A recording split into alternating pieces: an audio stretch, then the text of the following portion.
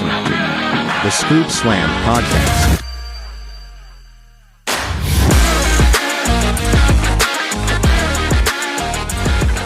Hello, everybody, and welcome back to the Scoop Slam Podcast. A huge weekend of wrestling. I feel like I'm saying that every week now, but I truly mean it this week. We got AEW All In, WWE Saturday Night's Main Event, WWE Evolution, and then WWE Raw live from Birmingham, Alabama, our home state, which I was live in attendance for. So I've got a different perspective than any other podcaster out there you'll hear. But as always, here to break it down with me, the co-host of the Scoop Slam Podcast, Mr. Slam himself. And what did you call yourself the other day? A real peep. It's Ryan. Yo, Micah, always great to be here with you, Mr. Scoop. And I'm ready to get into this marathon week we had in professional wrestling. Oh man. I think that my perception of wrestling is warped when I'm not watching things live. Yeah. And I think that had I had to go back and watch All In like you did, I probably would not have thought of it as favorably. But watching it live, it didn't feel like it was as long as it was. Well, we'll talk about it a little later.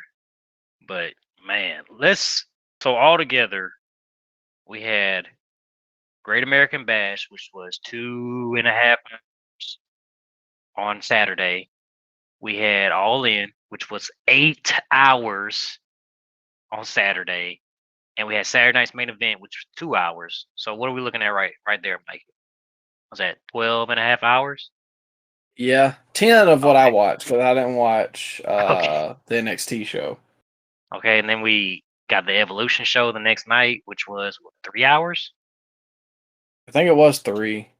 Okay, so you're looking at 16 hours of wrestling in 2 days? And then Monday, we get 2.5 of Raw. There you go. So, yeah, it's a full-time job at this point, ladies and gentlemen. So, don't think we're just sitting back here doing nothing with our day. We can't do anything but watch wrestling. So, get out of work, gotta watch wrestling. Yeah, sorry, man. I'm not gonna make it today, boss. I gotta finish this All In pay-per-view, boss. Sorry, bro. You could have literally went to sleep and then woke up, and then the pay-per-view was still gonna be going on. and gotten your full night. 8 hours is insane, bro. Watching it live, like I said, it really did not feel as long. But I 100% get why WWE went to 2 nights. Yeah. That's you got a lot of sickos online that says they don't mind the 8-hour format because they get more bang for their buck with the $50 pay-per-view format. But I fall into that camp, Micah, where bro, less is more. Less is more. If you can't have a good 10, 15-minute match, just don't do the match. Not every match needs to go 20. No, I agree. And I think it's very relevant to talk about the timestamps with All In, so I have those as well. And that you writing down my notes? I got them too. I stole your gimmick. There you go. Well, that'll bring us to the first match of the night, which was a trios match for the AEW World Trios Championship. The Ops, Shibata, Powerhouse Hobbs, and Samoa Joe versus the Death Riders, Claudio, Wheeler Yuta, and Gabe Kidd, John Moxley's son. Is that who he is? I thought it was Lars Sullivan. Is that not Lars Sullivan? Well, they could pass for both. Okay. Put those 3 guys together, and it would look like a family reunion. Yeah. Oh, yeah, most definitely. They all wear the white tees too. Yeah. Daniel Bryan. Yeah. Bryan Danielson's staple. Seeing Yuta and Hobbs in the ring together to me is extremely laughable because of how far they've pushed Powerhouse Hobbs or lack thereof, and how far they've pushed Wheeler Yuta. Because Hobbs looked like he could have broken that guy over his knee and not broken a sweat. So yeah, I don't know. I thought that Hobbs catching Yuta out of the Doomsday Device was a nice spot, and the people got up for Joe going to the finish, hitting the Muscle Buster. Overall, I thought it was a decent match to start the card. Nothing crazy, but if we're being honest, I wasn't super locked into it because I'm not a big fan of the Death Riders, not a big fan of Shibata, but it wasn't bad. There just isn't a whole lot for me to say about it. I wasn't a big fan of this opening the show at all. I thought the format of the card was just odd. Like this is where you should have put the Tony Mercedes match or the Omega Okada match. Like you needed something big to start the show. Like I can agree with that. I think Tony and Mercedes would have done well in this spot, but that was one of my biggest issues with this card at large was until the triple main event, we got 0 singles matches. oh man, the first singles match was 4 hours into the card. That's absurd. And that's what gets me about both companies right now is there's so many multi-man matches. Like even on Dynamite tonight, which I watched pretty much the first half of, they had the first match with Fletcher and Dorada, which was fine. It went like 15 minutes, didn't need to. A common thread in AEW. I thought Fletcher should have beat him in 5 and called it. But then after that, it was like 6-man tag, 6-man tag, 4-way match, or 4-way women's match. Like it's just so many people. Why can we not just have one-on-one matches or even just tag team matches? Even Raw gauntlet match, tag team match. Like it's just it's Yeah, too much yeah. of a thing can be bad. I'm multi-manned out. I'm running out. I'm cashing out, bro. Like, what's up with the companies running the same cashing angle? Like, you got the Money Yeah. in the Bank. You got the Money in the Bank briefcase, both men's and women in WWE, and now you got the casino contract gimmick that they're doing in AEW, like back to back. We just had Money in the Bank last month. Which I thought the gauntlet thing was for like a specified shot, and then MJF cut a promo tonight, and he was like, "Nah, I'm gonna wait for the perfect opportunity for you, Hangman." So it's like, I don't know. Yeah, I I'm don't like also that. ref bumped out. Oh man. Well, if it's done well, it can work. They, yeah, they do rely on it. Okay, yeah, but let's go back to this first match, Micah. Did you think it was weird they ran an injury angle right here with Samoa Joe? Well, it was kind Where's of. Hook? I honestly thought he was going to come out and turn. If we're being completely honest. I thought AEW doesn't bench people. Well, Hook I was don't. benched. I thought that they were doing the injury angle to limit the people that could come out to help Paige at the end. However, They in did a bad turn, job. it kind of yeah. Well, it deflates the kind of the crowd after the first match. So after that first match, you want to be like blown away. You know, you're ready to see the next contest. Like, wow, you know, you're finally here. And this kind of left you with like a, oh man, now what? And I get the thread that they were telling throughout the show, but I don't know. That's the way I felt. Yeah, just an odd way to start the show. And I don't think the crowd was hyped for this match at all. They were just kind of respectful silence, like a Japanese crowd. Was this a New Japan crowd, Micah? Or maybe half of it. But yeah, not bad, just not extremely remarkable, which is the thread going into this next match, which was the men's casino gauntlet. A lot of people here. I'm not going to list them all off, but I will tell you the big ones, which was Mystico and his extremely long Undertaker level entrance that I thought was kind of absurd. I mean, I get it; it's a pop for the crowd, but they didn't really seem to Yeah. know his What do you mean? music. What do you mean it was a pop for the crowd? The crowd didn't even know his music, bro. They expected the CMLL response to the song, but nobody knew the lyrics. nobody cared about Mystico. So it was just kind of awkward. He was pointing to the crowd, pointing to his ears like he was Hogan, and he was just clapping awkwardly. This was a miss. Airball. Well, not only that, but then you got MVP on commentary, and he seemed to be like the only sane one in the room. Where he was like, MJF, don't let this man do this foolishness. Like, go over there and get him. And that's what I was hoping MJF would do, just to get some heat and to kind of take the spot away. Because, like you said, it was so quiet in there. It was like I almost got secondhand embarrassment for the guy. Yeah, and it seems like they had it mic'd up so you could hear the live crowd or the live atmosphere maybe a little better, but it's just so quiet, bro. So quiet. Like they Yeah. were pumping in the music through it. You know how in WWE the actual music goes through the TV mic? Well, it Yes. seemed like we were listening to the in stadium mic. It was just so awkward, bro. No, that's something about AEW that bothers me at large. I don't think they run a TV mic, and it's always kind of bothered me because then their music isn't as Yeah. like memorable in my head, I guess. I don't know. Maybe they do, and it's just not to the level that WWE's is. But because WWE has awful themes right now, but when that do do do do do hits through the TV, I know who's coming out.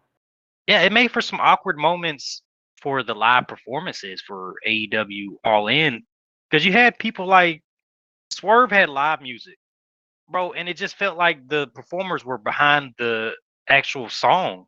Even in when the Hurt Syndicate came out later on, Yeah, it that was one was noticeable.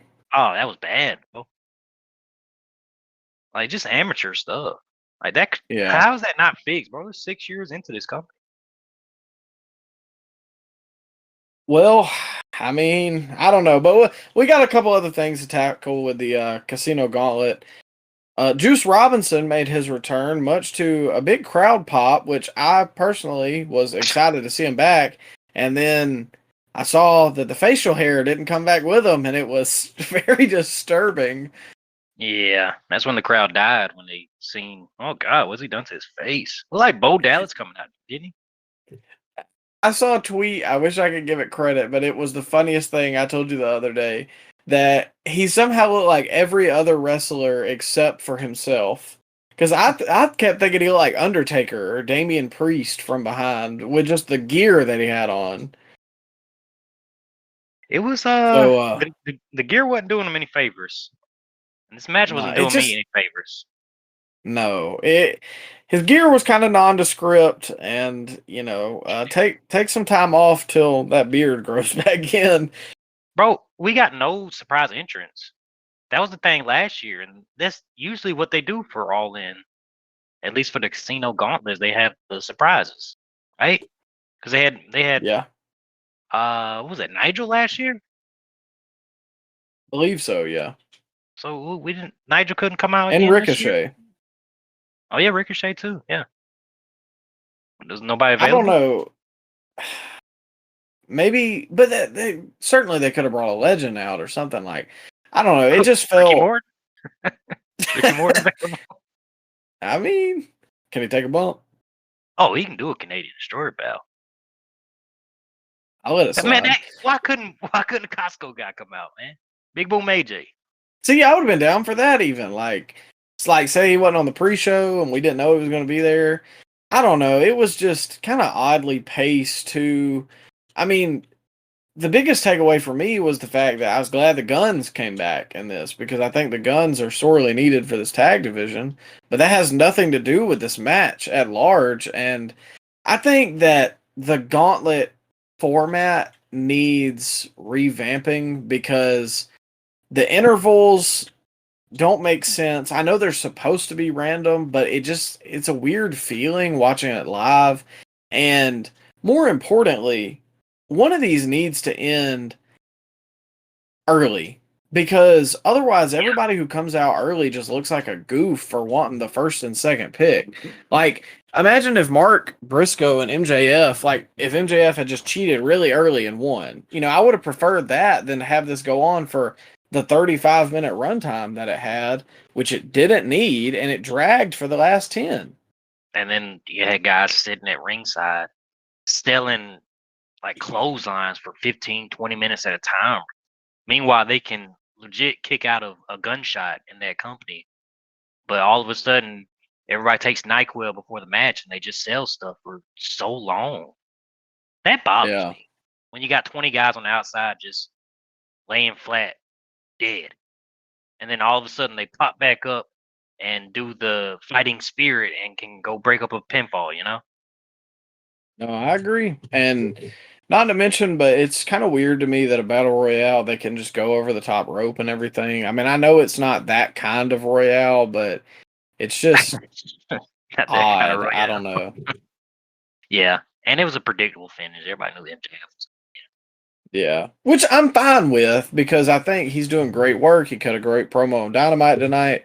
But yeah, I mean, this could have been 20 minutes, and I think it would have went a lot better than going 35. Well, it Uh, will if it go, well, if it goes 10 or 15 minutes, Micah, how am I going to get my stuff in? yeah, well, that's the problem. Pal? Moving on, we've got the TNT Championship match next up. Whoa. Before this, Adam Cole retires. Do you have any thoughts on Adam Cole retiring? Well, he didn't officially retire, did he? He just said, He's done. "You think?" Yeah, I think it's over. Bro, concussions ain't nothing to mess with. But is that what he had? Like, I don't know that anything has officially came down as like this is what's wrong with him. Bro, it's definitely concussions, and it's definitely had something to do with that Fletcher bump. I don't care what the sickos say, that had something to do with him coming out and relinquishing that title. They can slow down the video all they want and say, oh, his head never hit the mat. Well, Micah, I don't know if you're aware of this, but whiplash is a thing. I don't know if the sickos know about whiplash, but did you know whiplash can cause concussions, Micah? Did you know I heard that? that. Well, apparently the sickos don't think so. And then the other excuse, Micah. Oh, well, if that caused it, why did he wrestle again a week later on Collision? Bro, do you remember when Bret Hart got concussed by Bill Goldberg in the year 2000, Micah? Did he just come out the next week on Nitro and retire? No, he wrestled for weeks later, months later. But that direct contact with Bill Goldberg's foot caused those concussion issues that led to Bret Hart not being able to wrestle again. Do people forget that? Do people got memories of goldfish around here, Micah? What's going on? What's up with the sickos, man? They were defended until the end. You know, I saw another excuse, Micah, floating around that, oh man, Adam Cole must have cancer. Bro, they refuse to say that Fletcher was at fault, man. Like the excuses just came out. Did you see any of that stuff? I saw the idea of that being bandied around the cancer. Come on, man. It's blame Fletcher, bro. It's okay. We can blame guys for injuring other guys. It's happened. It's wrestling. It's not ballet. But to sit there and say, "Oh man, Adam Cole must have cancer," like, come on, man. What the heck? What are we doing here? I think people. I mean, I've wondered kind of like with his physique, you know, Oh, well, is that? are you saying you think he has cancer, Micah? Come on, man. No, I wasn't saying You that are per drinking the se. sicko Kool-Aid. I wasn't I saying that should he have had known. cancer, but I wonder if he had like some illness or something that like he just wasn't able to put on weight or like I didn't know, you know, something could have been wrong with the guy and he didn't want to disclose it publicly. But I don't think that would happen right before All In and like force him to get pulled off the card. Like this is something very recent that had to have happened. I'm not sure what it is, if it's the concussions, you know, whatever. I do hope that he gets better, but yeah, I don't think this is a cancer situation because if it was, they wouldn't have put him on the card for All In. Or if they did and they knew, that's just piss poor planning. Yeah.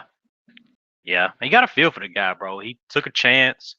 He chose to be close to his friends and to be close to his girlfriend and go to AEW. Meanwhile, Shawn Michaels and Triple H loved him and they wanted to make sure he had a spot on the main roster. You know, even though he probably would have had to be a manager, but he took a chance on himself, chose his friend, chose his girlfriend, and he's just been riddled with injuries and bad luck, and now he doesn't have a girlfriend. They're just raining on his parade, Well, huh? I'm just calling it like Micah. We call a spade here on the Scoop Slam podcast, right? Well, that's the tagline.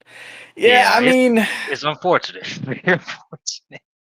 it is. I wasn't a fan of him getting the TNT title, but ultimately, if he has to, like, if this is the last time we ever see Adam Cole wrestling, then at least he went out with the belt and he finally got like an achievement in AEW, because when he came in, dude, it was such a big ovation. Yeah, And to just see the way that it turned out, I mean, he got the main event, their biggest show. he did. Yeah. And so he's definitely like an accomplished person in AEW. It just sucks to see. Like, I don't know. I always hate for guys to not be able to go out on their own terms. Bro, And Fletcher is a dumb dude, bro. Like Adam Cole, he said he couldn't ride in a car for a year straight, dealing with concussions a couple years ago. He couldn't even ride in a car, a moving vehicle, Michael. And now Fletcher just straight power bombed him on the ring apron, recklessly missing the ring apron and almost killing Adam Cole and ending his career. well, yeah, I ain't got much defense for it. I will say probably not in Adam's best track of mind to be willing to take that bump either, but that's neither here nor there. Well, I mean, Um if Fletcher chose to give him that bump, what was Adam Cole gonna do? I mean, You gonna say no? well, not only that, I don't know that Adam could get away from him, if we're being completely honest here. But Okay, let's move on. The TNT speaking of title. Kyle Fletcher, the TNT title match was next up. Kyle Fletcher versus Dustin Rhodes versus Sammy Guevara versus Daniel Garcia. So What the hell is this? there's a lot to unpack here. Is it? So seeing Sammy now, 6 years after the Reek. creation of AEW, Oh, Reek. old Reek, and then seeing Fletcher in the same ring, it's the best visual representation of why guys like Sammy Guevara and Daniel Garcia have not gotten over in this company, despite the company's best efforts. And then you see that those guys in the same match, when they are dwarves next to Kyle Fletcher and Dustin Rhodes, Daniel Garcia does 3 superplexes and gets right up and doesn't sell them. Of course. Something That's wrong with the that? issue that I have with AEW is some people don't know to get out of their own way. And this right here, I have to say, bar none, was my least favorite match on the card, which is a lot considering the next match that's coming up. But it just didn't make any sense. I would have 10 times rather seen Dustin and Kyle have a 10-minute match. I mean, it would have been weird because you would have had to have Kyle get pinned by Dustin. I don't think that should have happened either. Well, no, that's his punishment. You killed one of our top stars. You got to pay the price, pal. You're gonna do the JOB tonight. Well, he didn't take the pin, I must say. Yeah. So, bro, can you imagine the reaction if Jeff Jarrett was booked in a fatal 4-way match in Memphis against like Trick Williams and Carmelo Hayes and I don't know Braun Breaker, and he pinned Carmelo Hayes? Can you imagine the reaction to that?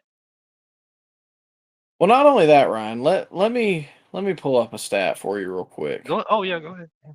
So, on this same weekend, we've had all this vitriol about old people returning and competing for titles. One named Mr. Bill Goldberg, everybody has crapped on, myself included, I hadn't been a big fan of it. I thought it was kind of ridiculous. I didn't think they needed to take the title off Jay, whatever. But the match, Gunther versus Goldberg, I can get why they would book that. But they didn't put the belt on Goldberg, who, Yeah. I don't know if you're counting, Ryan. Goldberg is 58 years old. Looks good. Looks good for his age. Dustin Rhodes gets put in a four-way with much younger guys. Yeah. And I don't know if you're counting, he's 56 years old, and he's the one that gets the belt. He's that 2 old? years younger than Goldberg. Man. Which, if I'm being honest, like I said, I was not a fan of Goldberg. I don't think Goldberg should have won the title. I like Dustin. I get the moment and what they were going for, but my argument here is those same fans that have dogged on WWE for the whole Goldberg debacle cannot turn around and say, yay, Dustin won the TNT title. Like, this is the same exact thing. Dustin's just here more often, but he has been largely relegated to Ring of Honor. And, bro, I like Goldust too, but Goldust should not be holding 3 titles in your company in 2025. He has 3 titles, Mike? 3. Yeah. I agree with you. I like him. Like, genuinely, I'm not even upset with the fact that he won the TNT Championship. I'm more just saying, if you're going to argue one thing for one company and you can't argue it for the other, then you're just biased. And that's not what I do, but that's what everybody wants to. Oh, you just hate AEW. No, I call it like I see it. And this is just as much bullcrap as it is for WWE to bring Goldberg back. Yeah, they just wanted to have the big moment with one of the Rhodes family in Texas. They got the Von Erich boys to come out, celebrate. And yeah, man, Goldust looked emotional in there, so congrats Goldust for winning the title at the ripe old age of 56. Yeah, I mean, like I said, it's a big moment. I am genuinely happy for the person. He has been there for a while. Like, he's basically done anything they asked him to. So for him, good. I just don't think that it was the right direction to not crown a guy like Kyle Fletcher at your biggest show of the year, because he's done everything right. Like, he deserves it. And I feel like Dustin's just going to have a transitional reign. Not to mention, Kyle was in the original match with Adam Cole, and I'm pretty sure he was going to go over in that too. So, yeah, I just don't understand the guys, the lineup in this match. Why Goldust and Sammy Guevara? They're tag team. yeah, I don't know. They were also already on the pre-show, so that even more kind of buries Kyle Fletcher, because like, you're rested, and these guys already had a match, and he came in and beat you. Yeah, and if you're gonna get somebody from the pre-show, Big Boom AJ, he was there. Why couldn't we get Big Boom AJ in this match? Why is Big Boom AJ not on the main card? Give me more celebrities. I like celebrities, pal. Yeah, you like your celebrity wrestling and Jelly Roll. Hey man, Jelly Roll's been taken serious. We'll talk about that later. Oh God. One last thing. Sorry, ladies and gentlemen. Roman's aura left me breathless.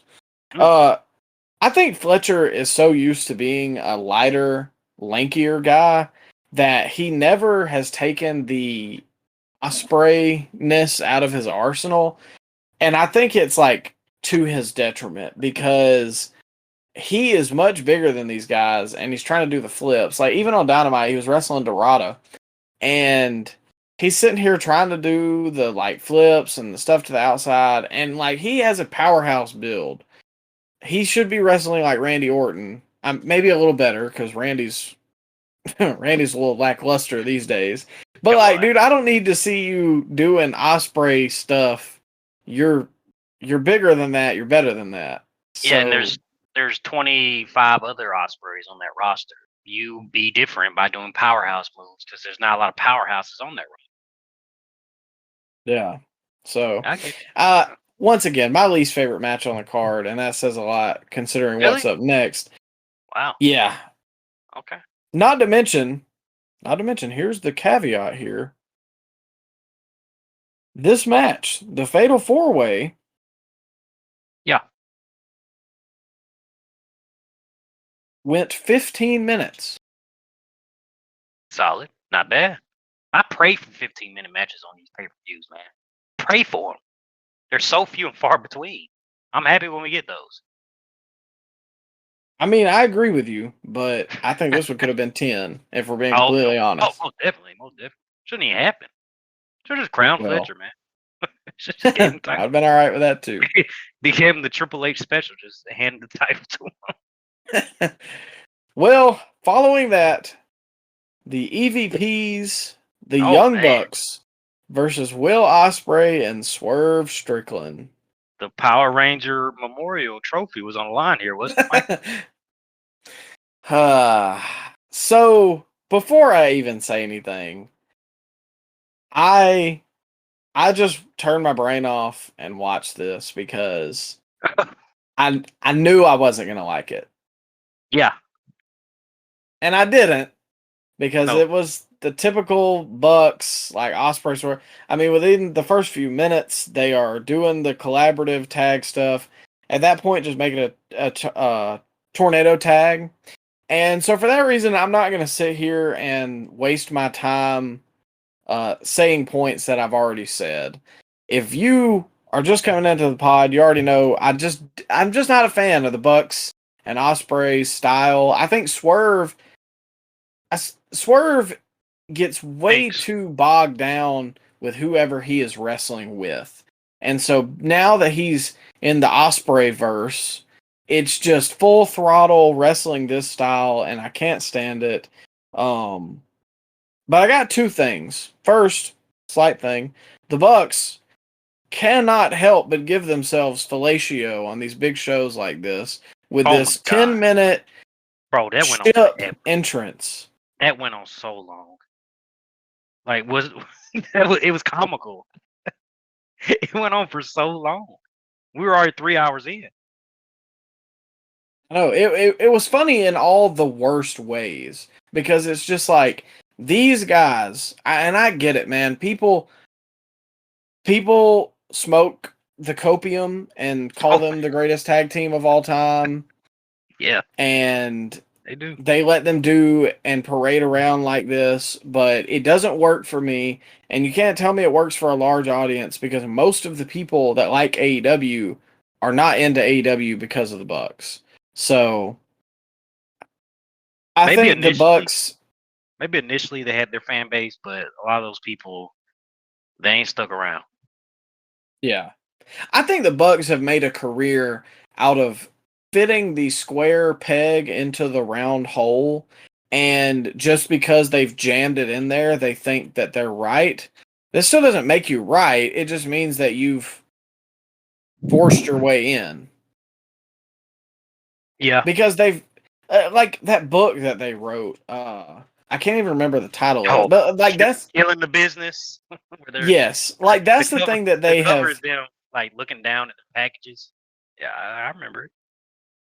See, that's the kind of stuff, like they have hitched their wagon on that. Like, we know we're different, and so we're leaning into it. And if you don't like us, then you just don't like good wrestling. And it's like, it's not what it is. Like, people have told you how it is, and you didn't like that, and so you had to go to the indies. And now that you're back on the main stage, you realize why you should have been on the indies. But my second point, people get so bent out of shape about the WWE's ads. And I agree. The Slim Jim ad on the table, stupid. The Cash App ad, while inventive, stupid to put it on the Money in the Bank. The Mountain Dew pitch black mat, like that stuff, I don't like it. Now, if you've got the Snickers sponsored match and there's a ad on the ringside thing, whatever. What about the Prime Hydration Station? You got a problem with that? I don't even hate the Prime Hydration Station just because they have kind of like used it as an outside object. I don't like Logan Paul before anybody's like, oh god, you just. But keep that same energy about this Assassin's Creed ad that Will Ospreay had before his entrance. Was that an ad? I don't see how it wasn't. It literally was just like a bunch of guys flipping around and they play like some Assassin's Creed clips. Well, he's the aerial assassin, Micah. That's good storytelling. It was lame last year. It's lame this year. But Assassin's Creed is a dead franchise, and you E-drone. He's been calling himself the assassin his whole. I don't know, man. It's just the people say that online. I'm not defending it. I don't like it either. no. I know the people say that on. we're a Fed podcast, Ryan. Don't forget that. We're E-drones over here. Well, not you. You're a straight 00 now. Well, see, I don't fit their bill. That's the thing. They want so bad to throw me in with the E-drones and the WWE lifers, but that's not who I am. I just call it like I see it because I'm finna dog on Saturday night's main event too. But problem is, I don't just call it for one side. What's their dog about on that show? It's on like 3 matches. Yeah. Well, that's all I really got. My thing is, if you're going to call out the bullcrap ads for WWE, keep that same energy with AEW. And so I didn't like this entrance. I'm not really going to get into the match. Like I said, I knew what it was. What did you think about it, Ryan? I thought the Swerve had the special entrance where he had Bray Wyatt's widow, JoJo Offerman, do his original indie theme. I thought that was a nice gesture. Crowd didn't care. I don't think the crowd knew who that was. Like the mics weren't set up. I don't know. But I thought the AEW did a very nice thing there, and I'll call that out. But we didn't talk about it. They had I was gonna say they had the fireflies in the background on the Titantron, and they made a firefly. I didn't catch that live, but that was a really nice thing. Yeah, and we've talked about it before. I mean, these guys they're all athletic. They can all do flips. They can all do tumbles. But that doesn't make a good pro wrestling match. That doesn't make a good pro wrestler.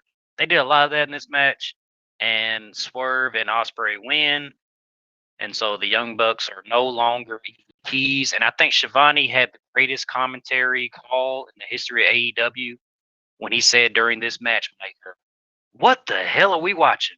And I completely agree, Mr. Shivani. I was dumbfounded myself.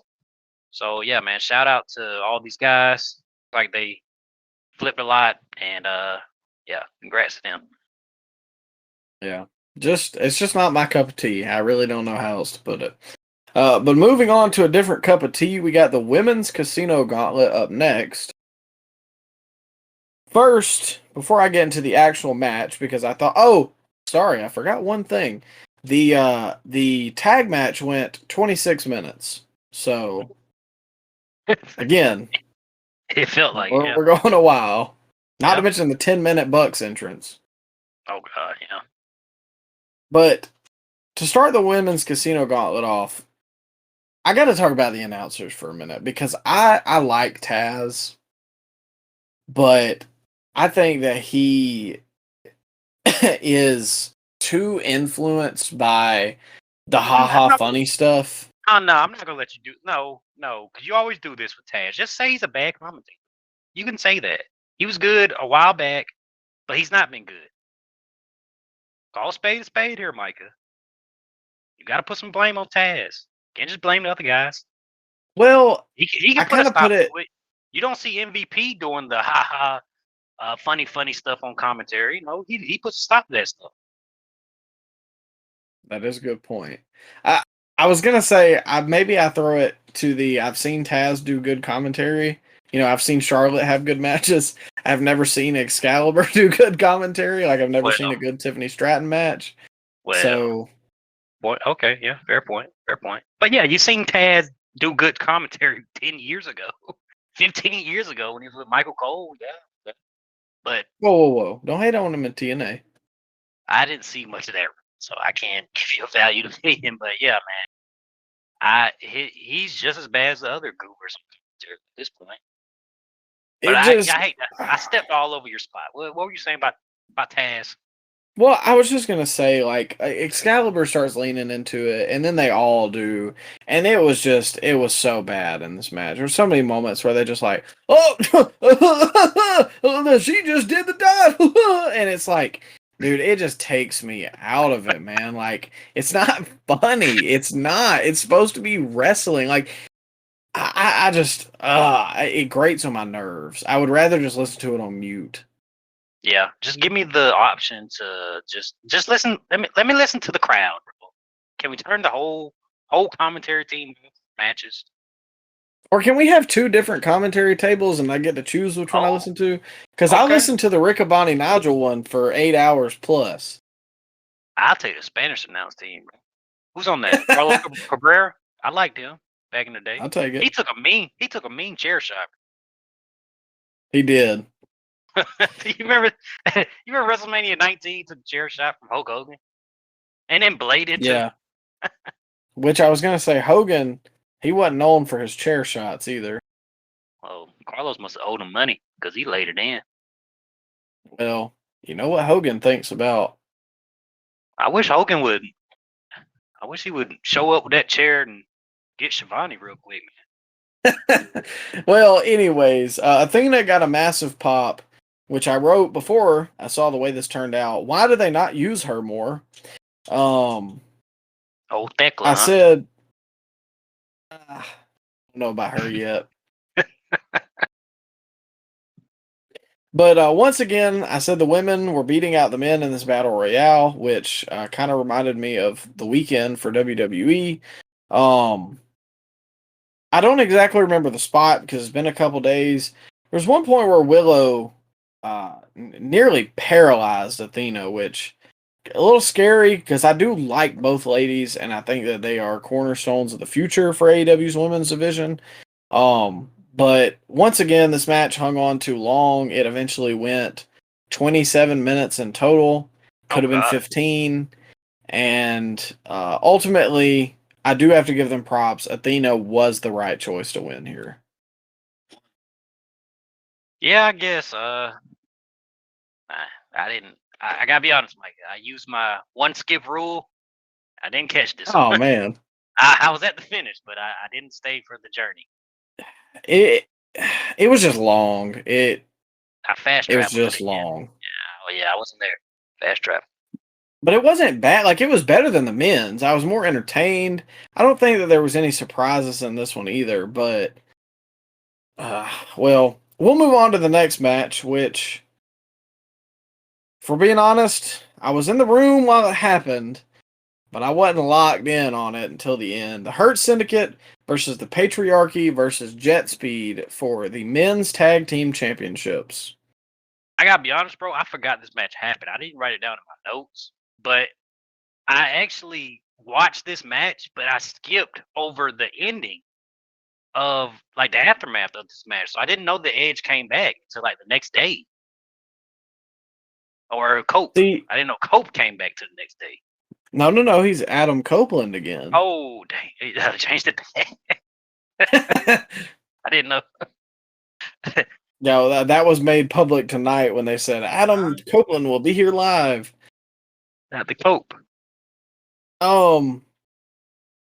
So the match itself, I think we went to a birthday party while this was happening, so I caught it later, but like I said, it wasn't like I wasn't locked in on it, because, and this is what's funny to me, people, I put that gimmick video out on TikTok about Christian, and people were like, oh, the Patriarchy is his number one. How? Maybe initially, but I don't know about these last couple of years, bro. Like, ever since he's added the young boy and his mom, and he had the dinosaur with him, I don't think, and his in-ring stuff, I mean, it's still fine, but he really doesn't do much anymore. He doesn't factor into the show. No, I think Christian, like you said at the beginning, was excellent. Like with Collision and his Yeah. initial TNT Championship run, all that was great. And it just got muddied down with the dad jokes and the cope stuff. When that happened, that really hurt it. And so to say that this is number one to me is a little ridiculous because I was not moved seeing this match. And I love the Hurt Syndicate and I love Christian. The rest of the guys, I think Kevin Knight he has potential. But like this match, there was nothing about it that made me want to see it. Now, it wasn't bad at all. I mean, it was a good match. Bobby and them won as they should have. The Hurt Syndicate is legit like one of my top 5 favorite things on any wrestling TV right now. And it just hurts because they are so leagues above anyone in this tag division that they don't have any competition. Yeah, yeah. I thought the match was fine too. It just went on too long. Like that's the story of the whole show, honestly. Yeah. And going back to Christian, it's honestly sad to see the way that it did turn out because like we said, it was so good at the start and it just got so bad to now. Like that's probably his last heel run ever because I assume he's going out with Edge within like the next 2 years. This is probably their last hurrah. And to As it see should that be. Christian never, it should, but to see that Christian never got the world championship here, I think is kind of Oh ridiculous because you can't tell me that he wasn't doing top 3 heel work when yeah. Collision started. Yeah, I agree. I agree. It stinks, bro. But I mean, as soon as Cope came into the company, that was his fate right there. Everybody loves Cope, and if you can't have 2 old guys battling out for the world title. You can have one, but 2's a little too far. And people always seem to be more. I don't know. People seem to always be more behind Edge than they've been behind Christian. That's how it's always been. I don't get it. I don't think I'll ever get it. But yeah, man, just when Cope came in, that ruined it. I think as a kid, I liked Edge more, but at the same time, he was pushed more. But the Yeah, more that I grow up, I've become much more of a Christian fan than I have an Edge fan. yeah. And let's talk about this aftermath, bro. Like, did Adam Copeland need Pyro to come out to save his best friend? A month's rent worth of pyro.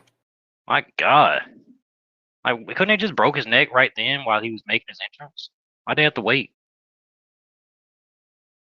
I don't know, especially because later in the main event, they did the run-ins without entrance music, and I thought that was great. So, like, why? I get the pop was big, but What was it? I mean, it was pretty big for Edge coming out, but he could have disguised himself ran in, and then they could have played his theme song when they left, and the people would have sung, and the pop and all that. But it just was absurd. I'm gonna run to one side of the stage, like, go ahead and get your stuff in, brother. We're here waiting on you. I don't And know. then he said the line, "Go find yourself," and then just walked out. We got to have the 8th grade drama class dialogue from these guys in here in AEW. Telling you the most real that you'll ever get was TNA with sneaking with the cameras. That's Oh that's man, top notch. that was I would pretty rather good. have that than this kind of stuff. Yeah, I agree with that. I think that I'm really pleased with where AEW is headed. And I think that I know that I have not talked very highly of things so far, but it really was not a bad watch up to this point. Like, I Get wasn't out just of here. upset with anything, it Stop. just was No, kind of bro. I'm there. I'm not gonna let you do that. This was the weakest All In, at least at this point, that they've ever done.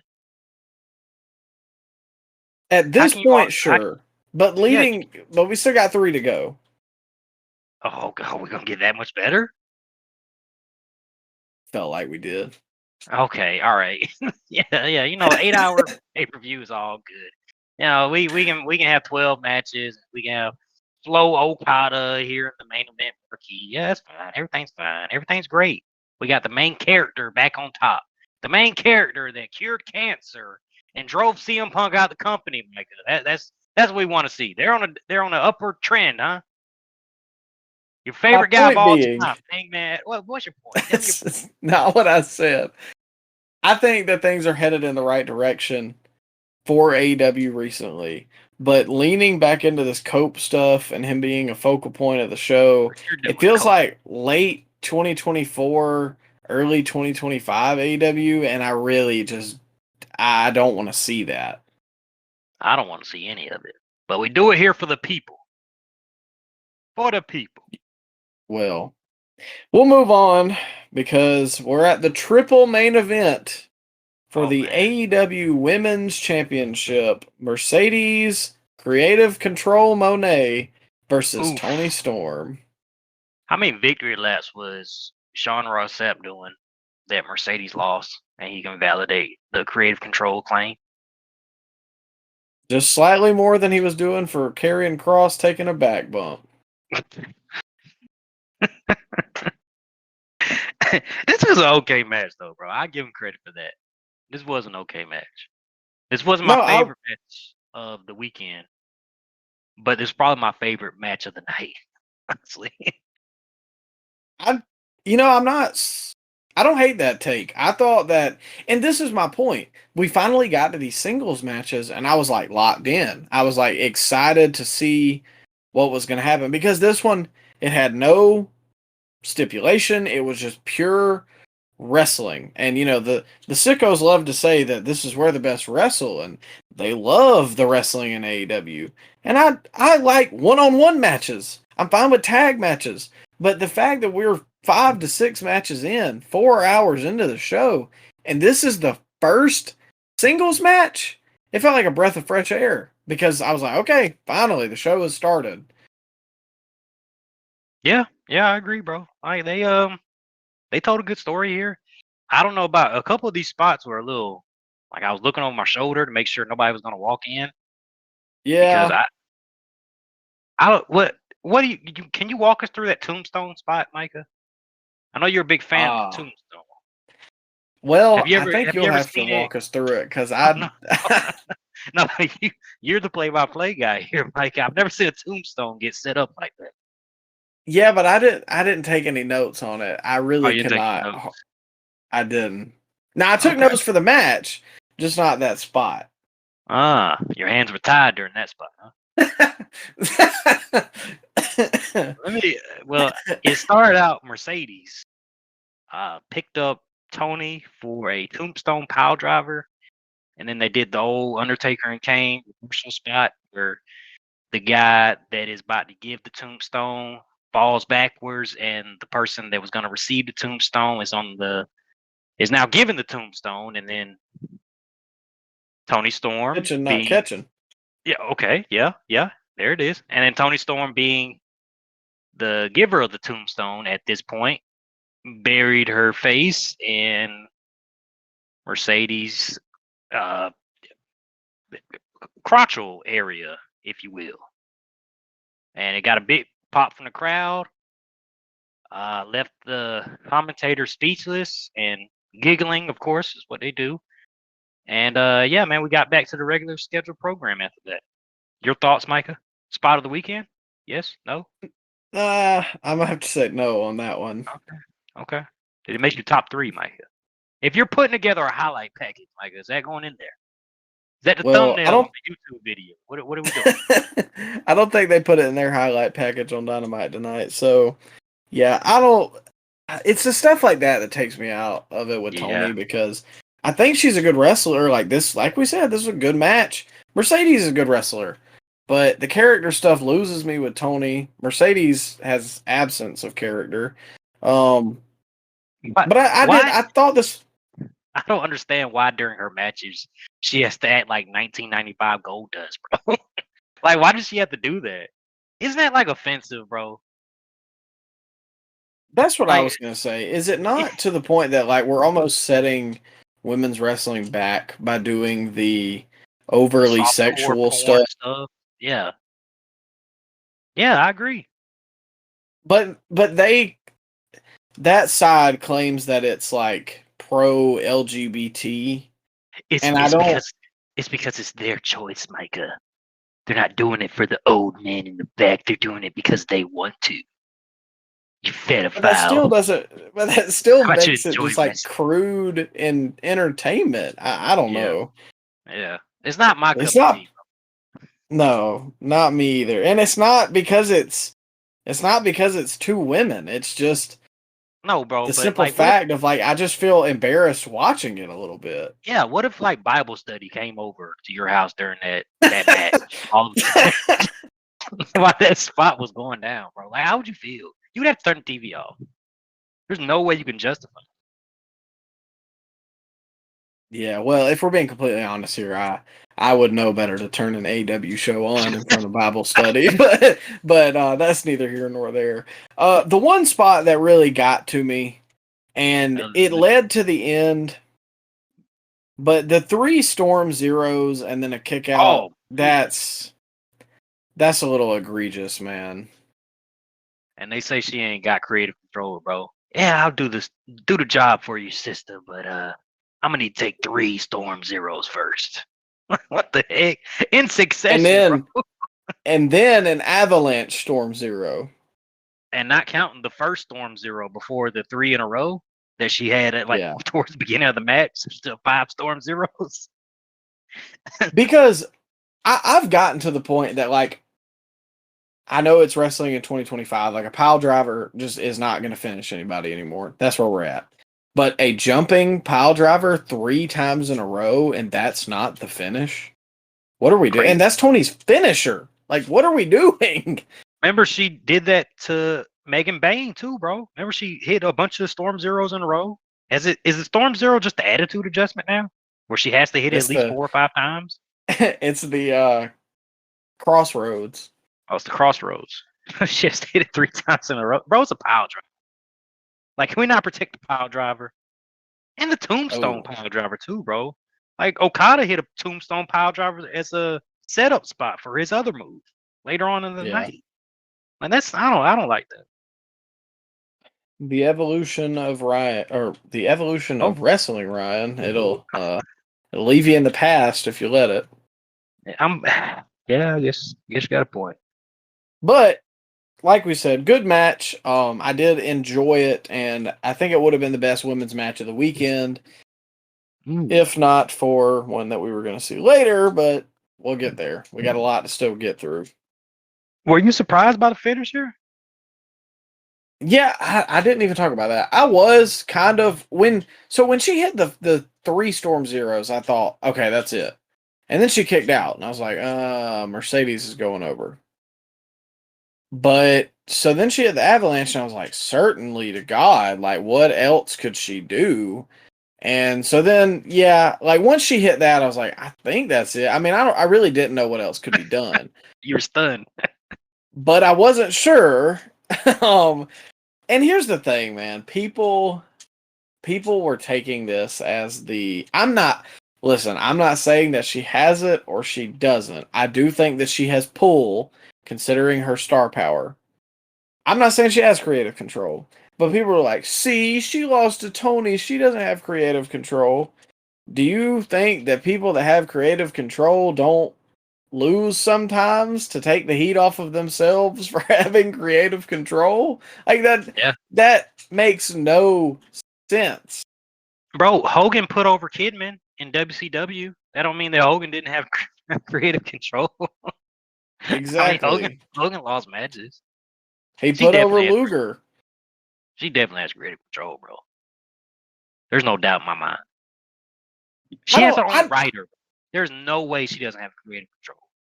I don't think that she explicitly has it in her contract, but I think she has crazy pull. He hired her writer, and now Mr. Mercedes, Beast Mortos, is all over the show. So what are we? You're telling me she doesn't have creative control? He was in the Battle Royal, bro. He ain't been seen until he was in that picture with Monet, and the news came out. He's been all over Dynamite, all over Collision. at the pay-per-view. There's no way she doesn't have creative control, Micah. You cannot convince me otherwise.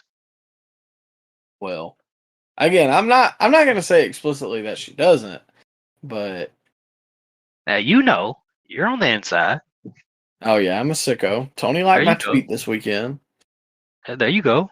Bishop Which, Khan. hey, let me give a shout out too, because I wanted to do it in the Casino Gauntlet. I do like the Ricochet Gates of Agony pairing. I think that could work. Okay. You know, I was surprised to see this has nothing to do with Bishop Khan or Ricochet or his group. I was surprised to see Anthony Ogogo still in the company.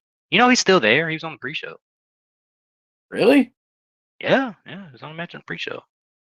Who was he wrestling? I think it was a tag match with a bunch of guys I don't know much about. So may have been in the Big Boom AJ match, actually.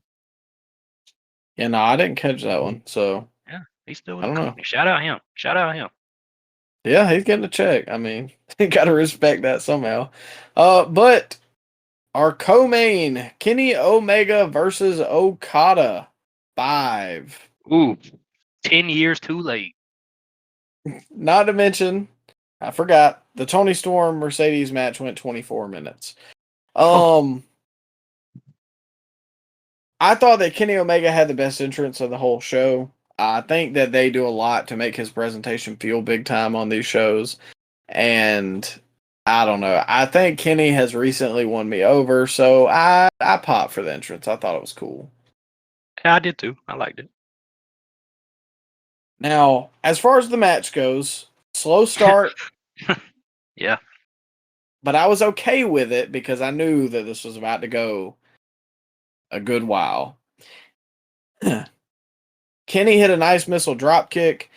I thought that the work in this match was good.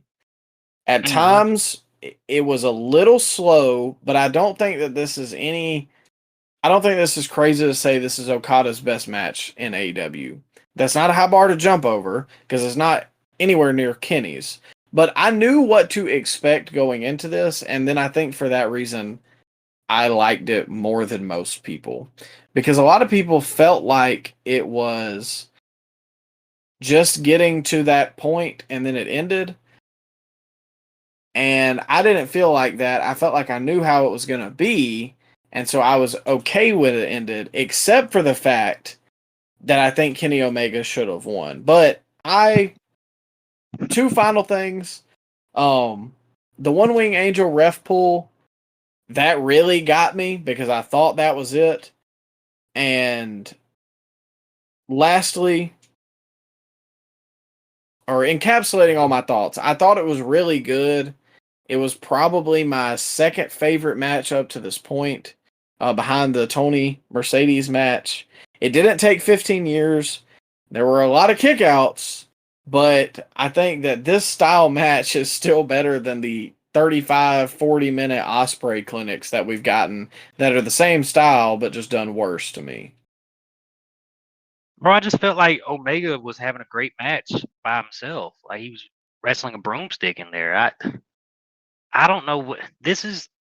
This was the match we were supposed to. This was the dream match right here. Like this was as good as it was gonna get. And if they weren't gonna have a 5-star classic, then I don't think Okada can have a 5-star classic with anybody in AEW at this point. I mean, I can't really refute that claim. I mean, Omega did good in there. I really enjoyed what he did, but Okada just felt like he was just there. I know they're older. They can't move as fast, but I don't know. Okada just don't look interested in being there. Did he have his working boots on tonight, Micah? Or Saturday night? I mean, like I said, I thought it was his best since he's gotten there. But again, I mean, how many stinkers has he had? I don't know. Ibu said it when he came on the pod a couple weeks ago that he felt like Okada was really going to buy into this match. And I don't know that he did. I think Omega did. Yeah, Omega, yeah. He showed up. And I'm not trying to bury Ibu. I'm just saying, I think that that's the general consensus is like, it wasn't what people were expecting. everybody online saying this is the weakest of all their matches they've had together, and it's hard to argue against that. It just was. Yeah. Okada's not at that level anymore, and a lot of people were disappointed that Okada beat Omega, who didn't want Okada to win. I can see the vision here because they want to build up to an Okada and Takeshita match, but is that going to do anything for Takeshita if he beats Okada? It didn't No, do I think anything for him when he beat Omega. yeah. And I think beating Omega means more in this company than beating Okada does. Oh yeah, And again, it's going to be the same thing. It's going to be Takeshita wrestling himself. Like, yeah, exactly. so I thought it was very good. It was again, it was a pure wrestling match, and that's what I wanted on this show. And it just took forever to get to it, but like finally we got it. So I was clamoring for this. It was good in the ring. And then the ending just killed it for me because I wanted Omega. But yeah, it was. I mean, it was a fine wrestling match, good at points, but the crowd just didn't care. It was late in the show, Micah. So I don't think I'll ever go back and watch this match ever again. It just didn't have that. It didn't have that big fight energy, big fight feel to it. The crowd Yeah. wasn't even amped for it. Maybe at the beginning they were amped, but I didn't get, Hogan and Rock type feel from this, which is what I thought the sickos were gonna give, because this was the match that they all been, raving about on the message boards and creaming their pants about, talking about it. I just didn't. I didn't get that feeling, Micah. I'm a little disappointed. I just think up to the ending, for real, for me, was like the rest of it was fine. I mean, again, Is this something you would go back and watch? I don't think so. And I think it would have been left. Would I think it would have been left Would you have better cared? left well enough alone. Would you have cared if this went on in the arena and you were there for it in hour 7? Would you have cared?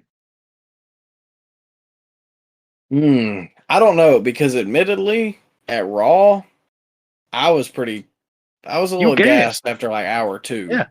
Okay, well, imagine being in the stadium, because you gotta get there an hour before runtime, and then you get there for a 2-hour pre-show, and then you gotta sit through a 6-hour wrestling card. So you leave your house 12 hours before this, and you're still in the stadium, sitting down all day, and then on like the 9th or 10th hour you're in the arena, you got to sit through an Okada match. Bro, it probably would have put me to sleep. I would have Plus, beat traffic. I would have left.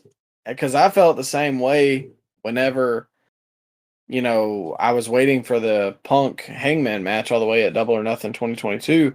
People are going to conserve their energy because they know the main event's next. So, like, it was just, I get they do this triple main event thing, but it would have benefited to either put this opening or Tony in the other opening and then put whichever one wasn't opening in the middle, if that makes sense. Or cut 2 out of the 3 tag matches, cut one of the casino matches. Just trim down on 5 hours of this show, man. You could have had a really great show. Well, and I am extremely interested to hear your opinions on this one. Oh, God. The main event of the night, Texas Death Match, Hangman Adam Page versus Jon Moxley.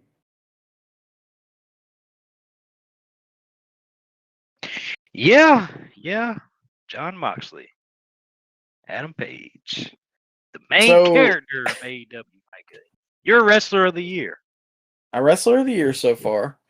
I thought he had a good entrance. I thought it was cool with the live music and everything. Plus, they brought back his old one. That they did. Excuse me, ladies and gentlemen. The aura of Roman has once again taken my breath away. They did this nice little touch. I don't know if you caught it. Whenever he was coming out, they had the camera on the heel side, and then they panned it to the face side, which I think is an underrated thing that AEW does. I do enjoy that. Just because even though some of the stuff they do doesn't make sense logically, that is like a logical, like I can understand, you got two different places for the guys to enter so that they're not intermingling. Oh, I'm happy you Moving like forward to the match, the fork spot in the first 5 minutes Oh really my set the god. pace for me. And again, I kind of relegated this to the Bucks Osprey match where I knew that Well, this wasn't for me, but I just wanted to see the journey. bro, I've watched wrestling a long time. I've never seen a spot like that on national television, on pay-per-view, on like a major company. Bro, that looked like a horror movie. Like he just stabbed him in the forehead and the blood just started flowing 30 seconds into the match. Yeah. Like, was that one of the And most gruesome things you've ever seen? well, at first, typically the wrestlers choke up on the weapon. I thought he Yeah. was going to do that, and then Mox was going to roll over and blade. I was not expecting to see the blood shooting from his forehead. Man, insane, bro. Watching I'm just terror. not a fan of that stuff. Like, I'm fine with blood, I'm fine with hardcore, but you just get to a point that's too far to me. Like, I think we've talked about this on the pod before, where like people like the Terrifier movies, and that kind of stuff just isn't for me, man. Like, I don't even like, in horror movies when, oh man, I remember I think it's the second Halloween that came out. Michael Myers pulls this girl up over the bathroom stall and like slams her face on the top of the bathroom stall, like door. That just like bothers me. I can't watch that kind of stuff. So watching this, it gives me kind of the Well, same feeling where it's like, oh, like I don't want to watch this. well, hold up now. I'm not gonna let you bury the Terrorizer movie because I actually do enjoy those. But the thing about those are, it's fake, but you can't fake fork shots to the forehead like that. What Moxley did, so that's a little different. I don't. I can't co-sign that type of gore in a wrestling match. I'm not a fan of that. Maybe I did back in my youth. I like the ECW stuff. I like the CZW stuff. But as a grown adult man, I just don't. I don't care to see fork shots to the face like that. Bro. That was insane. Yeah, I mean it set the pace, and like I said, I knew when they announced that this was going to be a Texas death match, I knew that it was going to have this kind of stuff. But Um, other than that, they were kind of tame with all the plunder and there was no syringes. So thank God that no cinder yeah, I blocks. was I was very worried about what was going to be the big one because Hangman typically has that in those kinds of matches. And it was the bed of nails, which again, I was not a fan of because I think the bumps you have to take on it start to get a little ridiculous because, like, oh, he's going to DDT him. And then you very obviously see Hangman put his hand Oh on yeah, the bed of nails first. that stunk. That didn't look right. Like, Yeah. no, that's the kind of stuff, you think it looks cool and then it comes off a certain way. So I didn't care for that aspect of it. Not to mention, you bring out the forks and you're stabbing each other, and now we got to go back to a headlock. Like, it was kind of oddly paced to me. Yeah. That's the Moxley experience in 2025, bro. Didn't they bring No, out the glass too? the glass. Yeah, he brought out the glass in a bag and like ran. He grabbed some of his hand and ran. That didn't even really bother me compared to the other two. I felt like that was pretty tame. Yeah. That's what Um, I'm but I don't.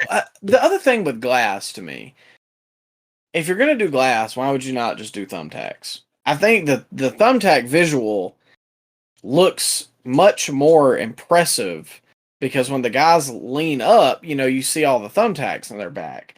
Maybe glass doesn't hurt as bad because it's sugar glass. I don't know, but that's just my thought. Like, if you're gonna do one, you may as well do the other because he drug Hangman through it and then he had cuts all over his back. that was gnarly too. Dragging him through the Yeah, glass. but that's kind of creative. Like that, I genuinely did not mind. I just drag him through the glass. I don't mind that. That's your But you lose me if at the that forks. Is that where we're at in 2025 watching AEW? That's where I'm at watching Moxley because it feels like his stuff is always on a different planet. Hangman too, man. You remember he drank the blood and stuck the Oh syringe God, and yeah. Swerve and gave him hepatitis. We remember that. People did go absolutely nuts for Hangman. I'm gonna call it the attitude adjustment because I don't really know the official term. I'm a casual. But he put Marina through the table, and people love to see that. I don't know if that like Death Valley Driver. Oh, there we go. Okay. Yeah, that was a big pop, and I liked it. Like, I get it. Well, Nobody ever lays hands on her, and so for somebody to finally do that, it did. does evoke a reaction. He did already. Remember he clotheslined her last week? Yeah, this felt like a bookend. Okay. Just beating her up more. Everybody's gonna pop for the woman getting her comeuppance. Yeah. That's classic wrestling. Osprey coming out and getting absolutely smited. Yep. That was the best part of the match for me, bro. I was waiting on somebody to come and stop it, but nobody did, and they just followed through on it.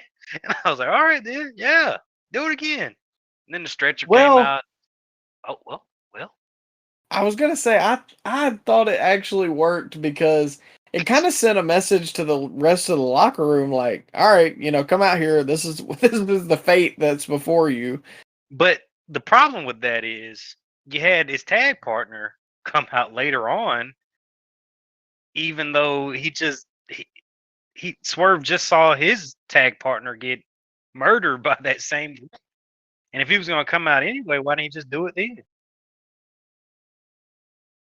I can agree with you there.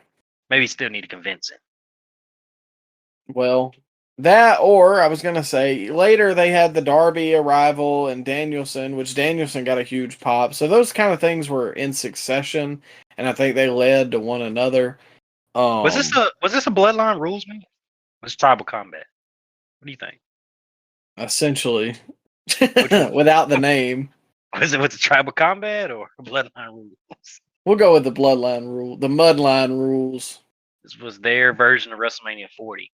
Yeah, people online saying they legit cried at this match, Micah. Oh, I saw a lot of that. Yeah, and it was just so many tribalistic fans like, "Oh my, better than WrestleMania. Oh my God, take that, WWE counter programming us." Like, just so many so many delusional fans out there. Well, I didn't like this more than WrestleMania 40, if we're being completely honest. And no, I did not. I like WrestleMania 40 better than this match. And some of that has to do with the fact that it's just not my cup of tea. Like, again, the bed of nails. Now, there were some things that were done well. Two things I want to give shout outs to. The run-ins, which I talked about earlier, no music, just it like added realism. I enjoyed that. Other than, they played the video of Darby. It's weird. Wasn't that weird? It was because they didn't run it through the TV, so you couldn't really hear what he was saying. How did he get access to the monitors like that? Did he hack it? Does he know somebody in production? Yeah, I'll say you know somebody in production. That makes sense. All right. So that aspect of it, the Darby stuff obviously had the hokey wrestling stuff, but I think that having the run-ins with no music or ominous man in black hoodie runs in, who could that be? Like doing different things than that, I think that helps because that's something I get ill with about WWE. And for my overall point about this match, it was not for me, and I knew that coming in. So I kind of just turned my brain off and let it go. I was willing to see the ride they were going to take me on. And when Moxley got choked out with the chain, I thought he did an excellent job selling that, tapping out. Like, he genuinely looked like he feared for his life. And ultimately... Why couldn't he just like sit down on the canvas? Why was he jumping around like that? If you just sat down, he'd been fine. Because Hangman was pulling on it. So jumping around is gonna help? Well, no, but you're just freaking out. Okay, all right, okay, all right. I think that it got a monumental pop in the building, and people very much care about Hangman Adam Page. Even though I did crown him Wrestler of the Year, I haven't always been his biggest fan, but I think the journey to get here, the match was good. It was kind of overbooked, and I think that was the part that I liked most about it was going to be crazy, and I already knew that. So yeah, ultimately, not my flavor, but a good match with a great ending. Did you have a problem with them having Darby propelled down from the ceiling, the stadium? Did you have a problem with that? No, I didn't hate it because it's the kind of the Sting stuff. You don't think that's bad? Bad faith because of the Owen stuff that happened? Did you have a Well, I problem with mean, what does Owen have to do with it? Well, I mean, he propelled down from the ceiling. I mean, yeah, but so did Sting. But they didn't do that with Sting after that incident happened. Well, I mean, if we're being completely honest, it didn't run through my mind. I think 25 years later. Insensitive. Oh, what would Martha think? I don't know. It What old didn't Martha bother Hart me. think? Oh, it didn't bother you, huh? I bet it didn't bother you. Double O, you sicko. Nothing bothers you on this show anymore, huh? Everything's great. This was the greatest pay-per-view of all time in your eyes. You don't care That that is went 8 not what I hours. said. Well, I'm just saying. I mean, call a spade here. You seem to love everything about AEW all of a sudden. I have rightfully called out stuff on this show. Mm-hmm. You called out something. Well, do you have a problem with Swerve buddying up to Adam Page after he got his childhood home burnt to the ground? That bother you? I have more of a problem with that goofy pose he did at the end. Like a buddy cop at the end of the movie. That'll Somebody, do, cowboy. That'll do. people kept clipping it and being like, "Oh, well, I guess the All Elite Wrestling was the friends we made along the way." Dude, that junk was taking me out. And I sent you the Grand Theft Auto, the Mission Passed Respect Plus. You have a problem with that? Them making up with each other? Them having a heart to heart? I thought they were going to have a makeout session on Collision, bro. Did you see that little close up they had with each other on Collision? They say they forgive each other and want to give each other hand jobs. I don't. No, I didn't see that. Oh, you didn't see it. I'm surprised. I know you're a big fan of that show all of a sudden. I'm surprised you missed Collision. You're not watching Collision? You're not Collider anymore? I'm not that tapped in. Okay. Well, yeah, they had a backstage segment together where they did their specialty, Micah, the 8th grade drama class, where they used the big words and Swerve's "I forgive you," and they hugged it out. And yeah, man, the anxious millennial cowboy and Swerve Strickland are on the same side now for the betterment of AEW. And if we want to make AEW a better place, we have to do this for AEW. And that's what they did for AEW. So, what the match as a whole? What did you think? I thought it was fine, man. It wasn't the worst Texas Death Match they've done. They've done some really bad ones, but man, we were in the hour 8. I was ready to go. Yeah, congrats, Hangman Adam Page. Moxley, he didn't do a lot of the garbage stuff that he usually does. So yeah, man, it was there. It was fine. I think a lot of people were trying to make this a. They were like, yeah, and that's right, CM Punk. Like they were trying to make it a gotcha at CM Punk. Yeah, they were. And it's like, dude, we're 3 years removed from that, from him taking the title off Hangman. Hangman has completely redeveloped himself, and ultimately, as somebody who didn't watch the Hangman early AEW stuff, like I wasn't there for the rise. So when he got the belt in 2021, I mean, it was cool, whatever. But by the time 2022 rolled around, the right decision, I do not care, was to put the belt on CM Punk. And if you can't see that, I don't know what to tell you. He was the guy in that company. He was the draw.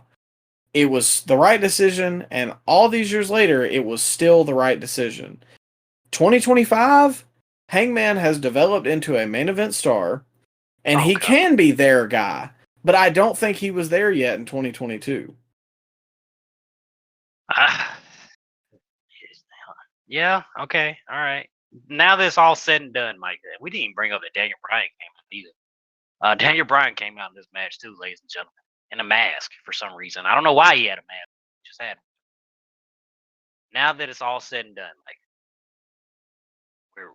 Death Riders are presumably over. This is it. I hope so. No, I don't think so. They had a tag match on Dynamite. Okay. All right. Well, if this was the end, how are you ranking this in the all-time storyline the AEW's ever done? Because I mean, it all started out with Moxley saying that he doesn't respect AEW, what it's become, so he's going to push them to be better. And Adam Page battled alcoholism, depression, and friendship. He cured cancer when he, drove CM Punk out of the company. He burned down someone's house. And just like how every great main character hero does, he chokes out the villain at the end with a chain, right? Yeah. So how would you rate that in AEW's best stories they've ever told? I'm not drinking the Kool-Aid on that the Death Riders gimmick is one of the greatest, because it propelled Hangman. You pedophile, you're supposed to hate him. You're supposed to want him to lose. That's what wrestling is, Micah. No, the story. You're supposed the to hate story from when did he win? Full Gear? I thought it was Wrestle Dream. Yeah, it probably was Full. So, anyways, when he won it last Dynasty. year, It was Dynasty. No, that was in April. Moxley won it before that. I think it was Full Gear. All right, sure. Maybe one or the other. He won it late 2024, all the way to now. This has largely sucked. I don't care what anybody says. I'm not accepting that. Oh, well, Mox did this great storyline and it led to the rise of Hangman.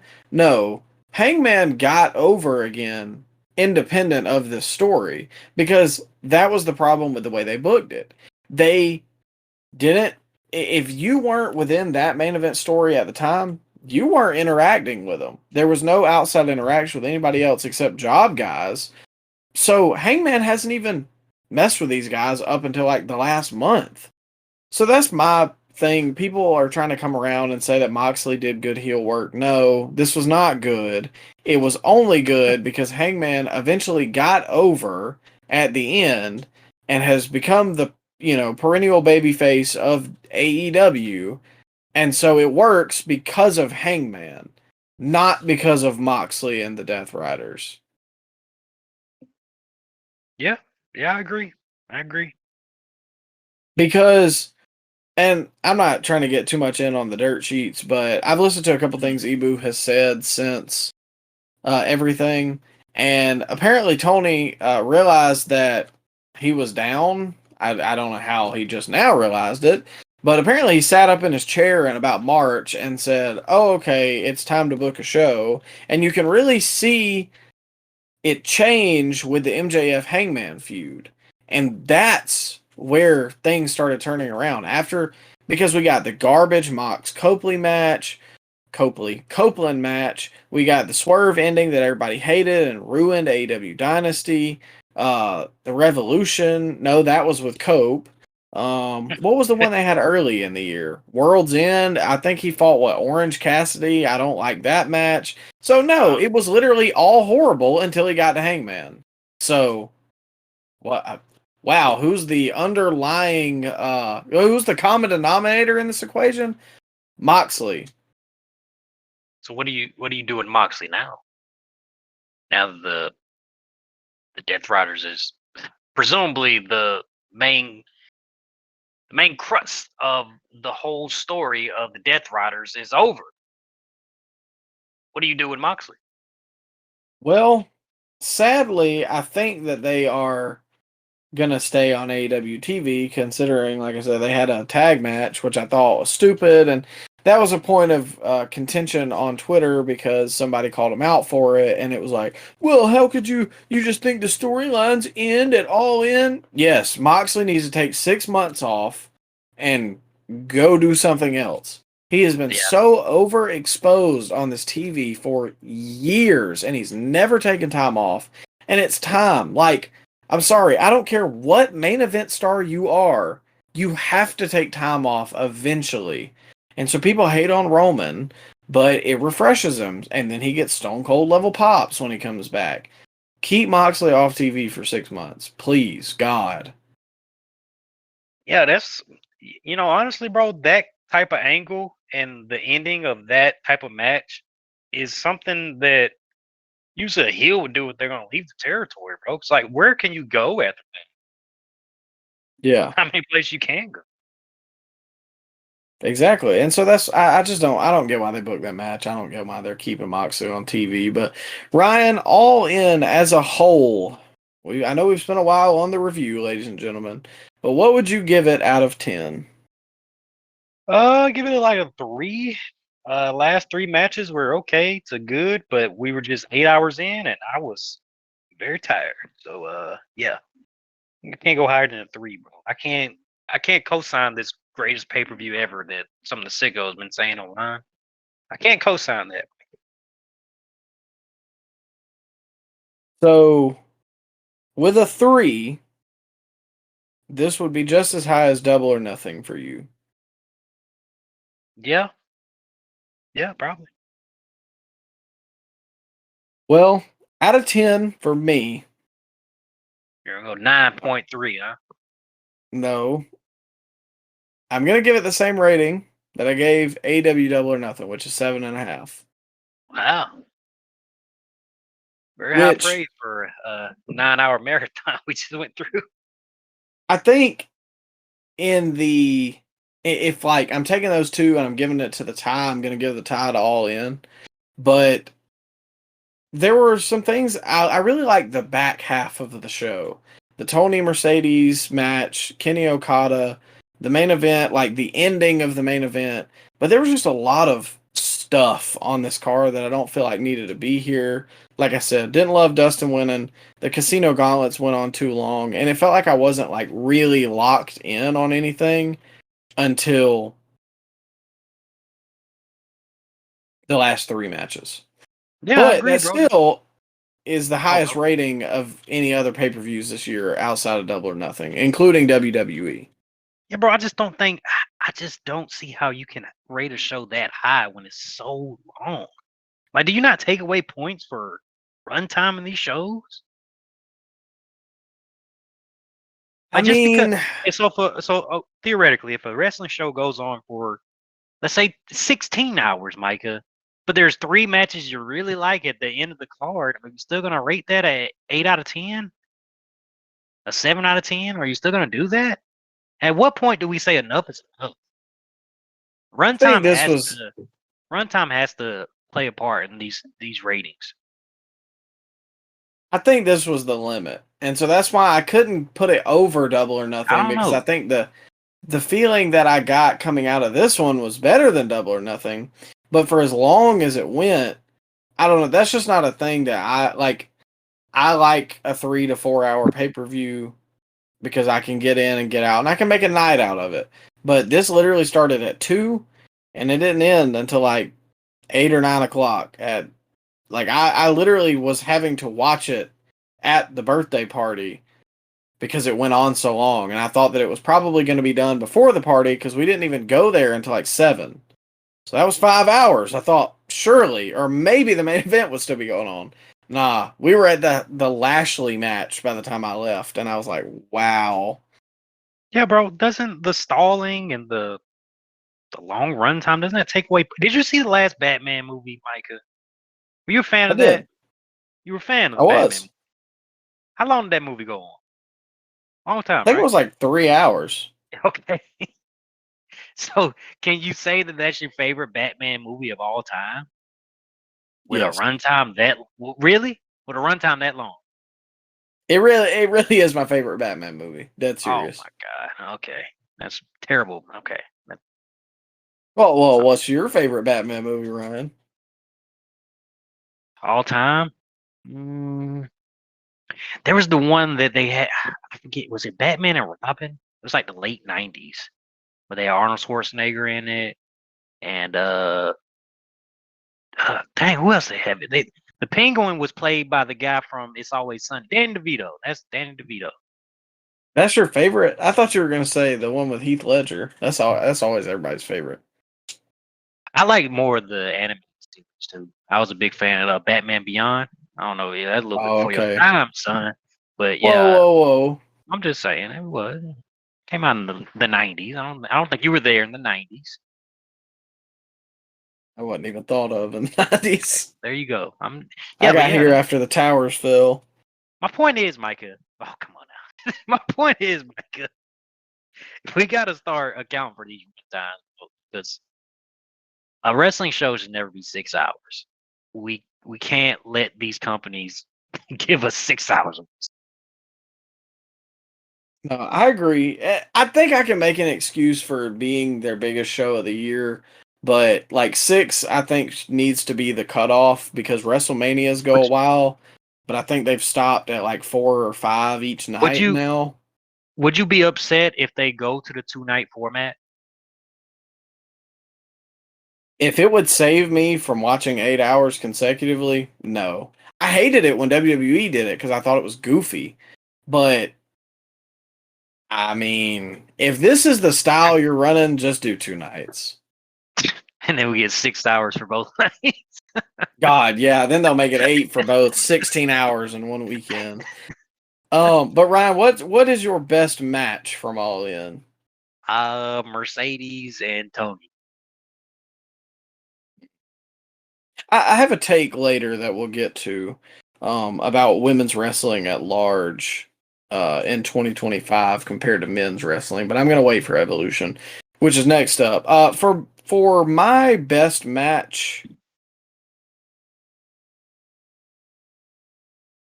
I think I don't know. I think it's a toss up between. You know what? I'm also gonna go Mercedes and Tony because had Kenny won the other match, I think I would have went for that. But yeah, I wasn't a fan of Okada winning, and like I said, the main event had a great ending. It also went 35 minutes. Don't know if I mentioned that. Um, but yeah. Long time. Yeah. It went a long So time. we've went a long time with All In, so we'll move to Saturday night's main event. Just some quick hitters through the WWE stuff. Um, Seth Rollins obviously injured over the weekend. It's made the rounds. They talked about it on Raw. People were speculating he was going to have to relinquish the Money in the Bank. They have never done that if somebody's gotten hurt. So I Whoa, don't whoa, know. whoa. Yeah, they have. They have. Mr. Kennedy. Mr. Kennedy had to relinquish it, and well, actually, he lost the Edge in the storyline, but it was because he got injured. He had to lose the Edge. They've done that. Oh, see, I didn't know that. I thought Edge just beat him because they were like pissed at Mr. Kennedy for something. Well, yeah, he did ruffle a lot of feathers back then, but now he got hurt. But it turns out it was a false. They didn't diagnose him right with injury, so he was actually good to go. But they already took the Money in the Bank briefcase off him. Oh man. Well, So, yeah. Ryan, I know you have an opinion on the Seth injury, so are we working or shooting? I don't know, bro, because like a couple days ago, on the Observer, they were saying that the injury spot with Rollins was like a cover for a legitimate injury that he already had. But then Seth was on the Rich Eisen show today, and he addressed his injury. Did you hear about this? Saw that he was on, but I didn't see any clips. He said that the knee was too swollen to get a proper diagnosis from the MRI on Monday, and he'll have to take another one to figure out what the injury is. He also said that based on how he feels physically, he thinks it may keep him out of it for an extended period of time, but he doesn't know for sure. So, being as he said that, I think we get a cash in at SummerSlam, bro. I really do. That's also what I was feeling, especially after Raw, which we'll talk about later. But I told Hannah whenever Punk won that gauntlet match, I was like, I got a feeling that Punk is going to take the title off Gunther, or they're just going to make it a triple threat. But they kind of did that with Rhea and Naomi. So I think that it means more if Punk gets the world title and then Seth steals it from him, which is going to piss me off. But yeah, I'm here for it. That's going on for so long. What if he did that to Cena instead, though? Oh, I wouldn't hate that. Please take the title off Cena. Yeah, like throw us a curveball. I know he just did that with the Naomi cash in. It was a curveball, but I'm so sick of those guys feuding, bro. Like, what are they even gonna do if that does happen? Like, are we gonna build to a match at WrestleMania? So then we're going on like 4 years of these guys feuding together. I really don't know what the end goal is, but that's just what my thought was, like moving forward. But I think that may be a pivot just because he was hurt. So, We'll see. I really don't know. But moving on with Saturday night's main event, we had the retirement of Goldberg. Oh, Goldberg versus pal. Gunther. Now back it up, pal. Your thoughts on the Jelly Roll angle? Jelly Roll got laid out by Drew McIntyre. This happened, Micah. Not gonna skip over that. The fans want to hear about Jelly Roll. Your thoughts on Jelly Roll? Is there a bigger indictment of Triple H's booking, considering that Drew McIntyre was in the feud of the year with CM Punk last year, and now he is stuck in a tag match with Jelly Roll? Okay, let me push back a little bit. Since the beginning of time, Micah. The beginning of wrestling on television, Micah. What has wrestling always wanted? They want celebrities. What did WrestleMania 1 do to be a success? They brought in celebrities. It's not a new thing they do. They always bring in celebrities to tie into the mainstream. I personally don't have a problem with it. And if Drew wasn't involved in this, what else is he gonna do? SummerSlam is legit in 2 weeks. He's gonna be in a marquee spot on the card now with Jelly Roll and Logan Paul. If you, not you specifically, but the Royal you, if you can't find something better to do with Drew McIntyre than put him in a celebrity match, I don't know what to tell you. With a 2-week build, what are you gonna do? That they could have, but the problem is they could have had something building for him. He just way came before back the 2 weeks now. But he just came back from injury, so you really couldn't build up something meaningful in 3 weeks, right? Especially when you got a bunch of PLEs and special events in rapid succession, back to back to each other, bro. Like they had to promote Saturday Night's main event. They had to promote Evolution. Now you got to promote SummerSlam. So there's not a lot of. You can only promote one show at a time.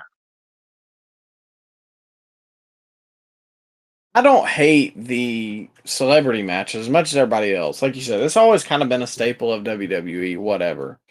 But I think Travis Scott and that has soured me so bad on celebrities that, like, for the rest of 2025, I just don't want to see any of them. And so Jelly Roll is unfortunately getting flack for that. And if you believe the dirt sheets, apparently this was supposed to be Travis Scott, but he's not taking to the business well. And so now that makes the WrestleMania spot look even dumber. Yeah.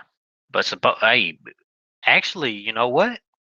Jelly Roll supposedly has been living at the Performance Center the last month. So I'm expecting something. I'm expecting to be wowed by Jelly Roll. Actually, he did you see that interview where he said that he's been training with the Undertaker and Kevin Owens and Jacob Fatu at the Performance Center every single day? Saw the clip. I think that we'll be here for it. Y'all come join us on TikTok Live, but Bro, I'm not looking forward to it. I'm old enough to remember when everybody hated when Bad Bunny showed up on WWE television and they didn't want to see it. And oh, well, who knows who this guy is? Meanwhile, he's the #1 streaming artist in the world at the time. But I digress. And then he showed up and then had one of the best matches of the whole entire weekend with John Morrison and The Miz. Like, so they treat these celebrity matches. They take those seriously, and I'm sure they're gonna map out something where he's not gonna look like a fool in there, and he's gonna look like he belongs. We're gonna get some spots that's probably gonna have hundreds of millions of clicks on social media, and it's gonna do what it needs to do. And this Jelly Roll match, this Jelly Roll angle, is gonna get more publicity than the entire All In weekend combined. I guarantee it. Oh, come on. Guarantee it. Book it. If he does the Vader bomb, then I'll give it 3 thumbs up. Okay. What about the Vader salt? You can do that. Oh man, I was gonna say that, but I felt like that was too far fetched. Why is they even slimming down? Got the Ozempic. That's the big thing with celebrities now, the Ozempic. If he does the Vader salt, you know what? Let that man do whatever he wants. Well, he been training with Undertaker. Maybe he sets Drew up for a tombstone and does the old Tony Storm special. No, he's gonna drop him on his head. Oh man, hit him with the Tony Storm fight, man, from All In. Well, speaking of permanent injuries, Goldberg versus Gunther was the main event for the World Heavyweight Championship, Goldberg's retirement. This was basically what I will say this. It actually went longer than I was expecting it to. But as far as the match goes, it wasn't great. Both guys got their stuff in. Goldberg definitely showed his age, but I think Gunther did the best he could. He still hits a pretty mean spear, and happy retirement, Goldberg. I don't really know what else to say. It wasn't wowing, and I don't think I'll ever go back and watch this. So you weren't as high on it as I was. I actually thought that the presentation of the whole layout of the entire show, they were having video packages throughout the night of Goldberg, the classic stuff the classic 90s stuff that I like to see. They rolled that out periodically throughout the night. They brought back the original bodyguard that Goldberg had in WCW that used to knock on his locker room. You know what I'm talking about, Micah? Yeah, I did catch that, and I liked that. Yeah, his name was, I got it wrote down here, Doug Dillinger. They brought him back to do the entrance one last time. And his entourage, Micah, I don't know if you caught this. But yeah, old DDP with him in the entourage to walk him out to the ring. He had his son with him, and for some reason he had Ernest the Cat Miller out there. I don't know if you're a big Ernest the Cat Miller fan, but I didn't recognize him. Yeah, he was there, and he was there at the end of the show too in the ring. Well, but I thought they did that well, and it was good to see. And Goldberg hit the last jackhammer, he hit the last spear. Very limited in his older age. They went a lot longer than I expected them to go. They went 15 minutes. Like this went a long time. I was expecting 2 minutes, bing bang boom, get up out of there. But the reason I chose Gunther as the wrestler of the year the last 2 or 3 years is because of stuff like this, bro. He can go up in there with a 58-year-old Goldberg and get 15 minutes out of him. Like, that performance right there, Mike, it should solidify him as your wrestler. I know he won't, because you got your heart on for your Hangman Adam Page. You love your anxious millennial cowboy, But when you're living in the real world, if a wrestler can go 15 minutes with Bill Goldberg, he's doing something. You know? Well, we're still taking votes for the Scoopies. Okay, all right. Goldberg gonna leave a very mixed legacy. A lot of the new age fans hate him. But if you were around in the 90s watching him as a dominant force on that undefeated streak, you always got a soft spot for Goldberg. I think WWE did the best they could with the limitation that Goldberg has as a 60-year-old man. And maybe the layout to the last match could have been a lot better, but we got to remember we're trying to promote SummerSlam too, and we're trying to promote all women's pay-per-view. So they did what they could with the promotion here, but I thought they did well for what they did do. And speech got cut off a little early at the end there. I don't know if you ever went back and watched that. Yeah, that was kind of bull crap. I get it's network TV, but like they could have at least continued it for Peacock or something. Bro, they went to commercial right after Goldberg got choked to sleep. And then they came back for like 30 seconds and then cut him off. I thought it was all right then. But Goldberg wasn't too happy about that. Did you see that Ariel Helwani podcast? Yeah, I did, and I don't blame him because I get it, man. He was never a WWE guy, but he's still a legend, and they've brought him back plenty of times. He won the WWE Championship. I think that they could have cut 5 minutes off the match and let the man have a speech.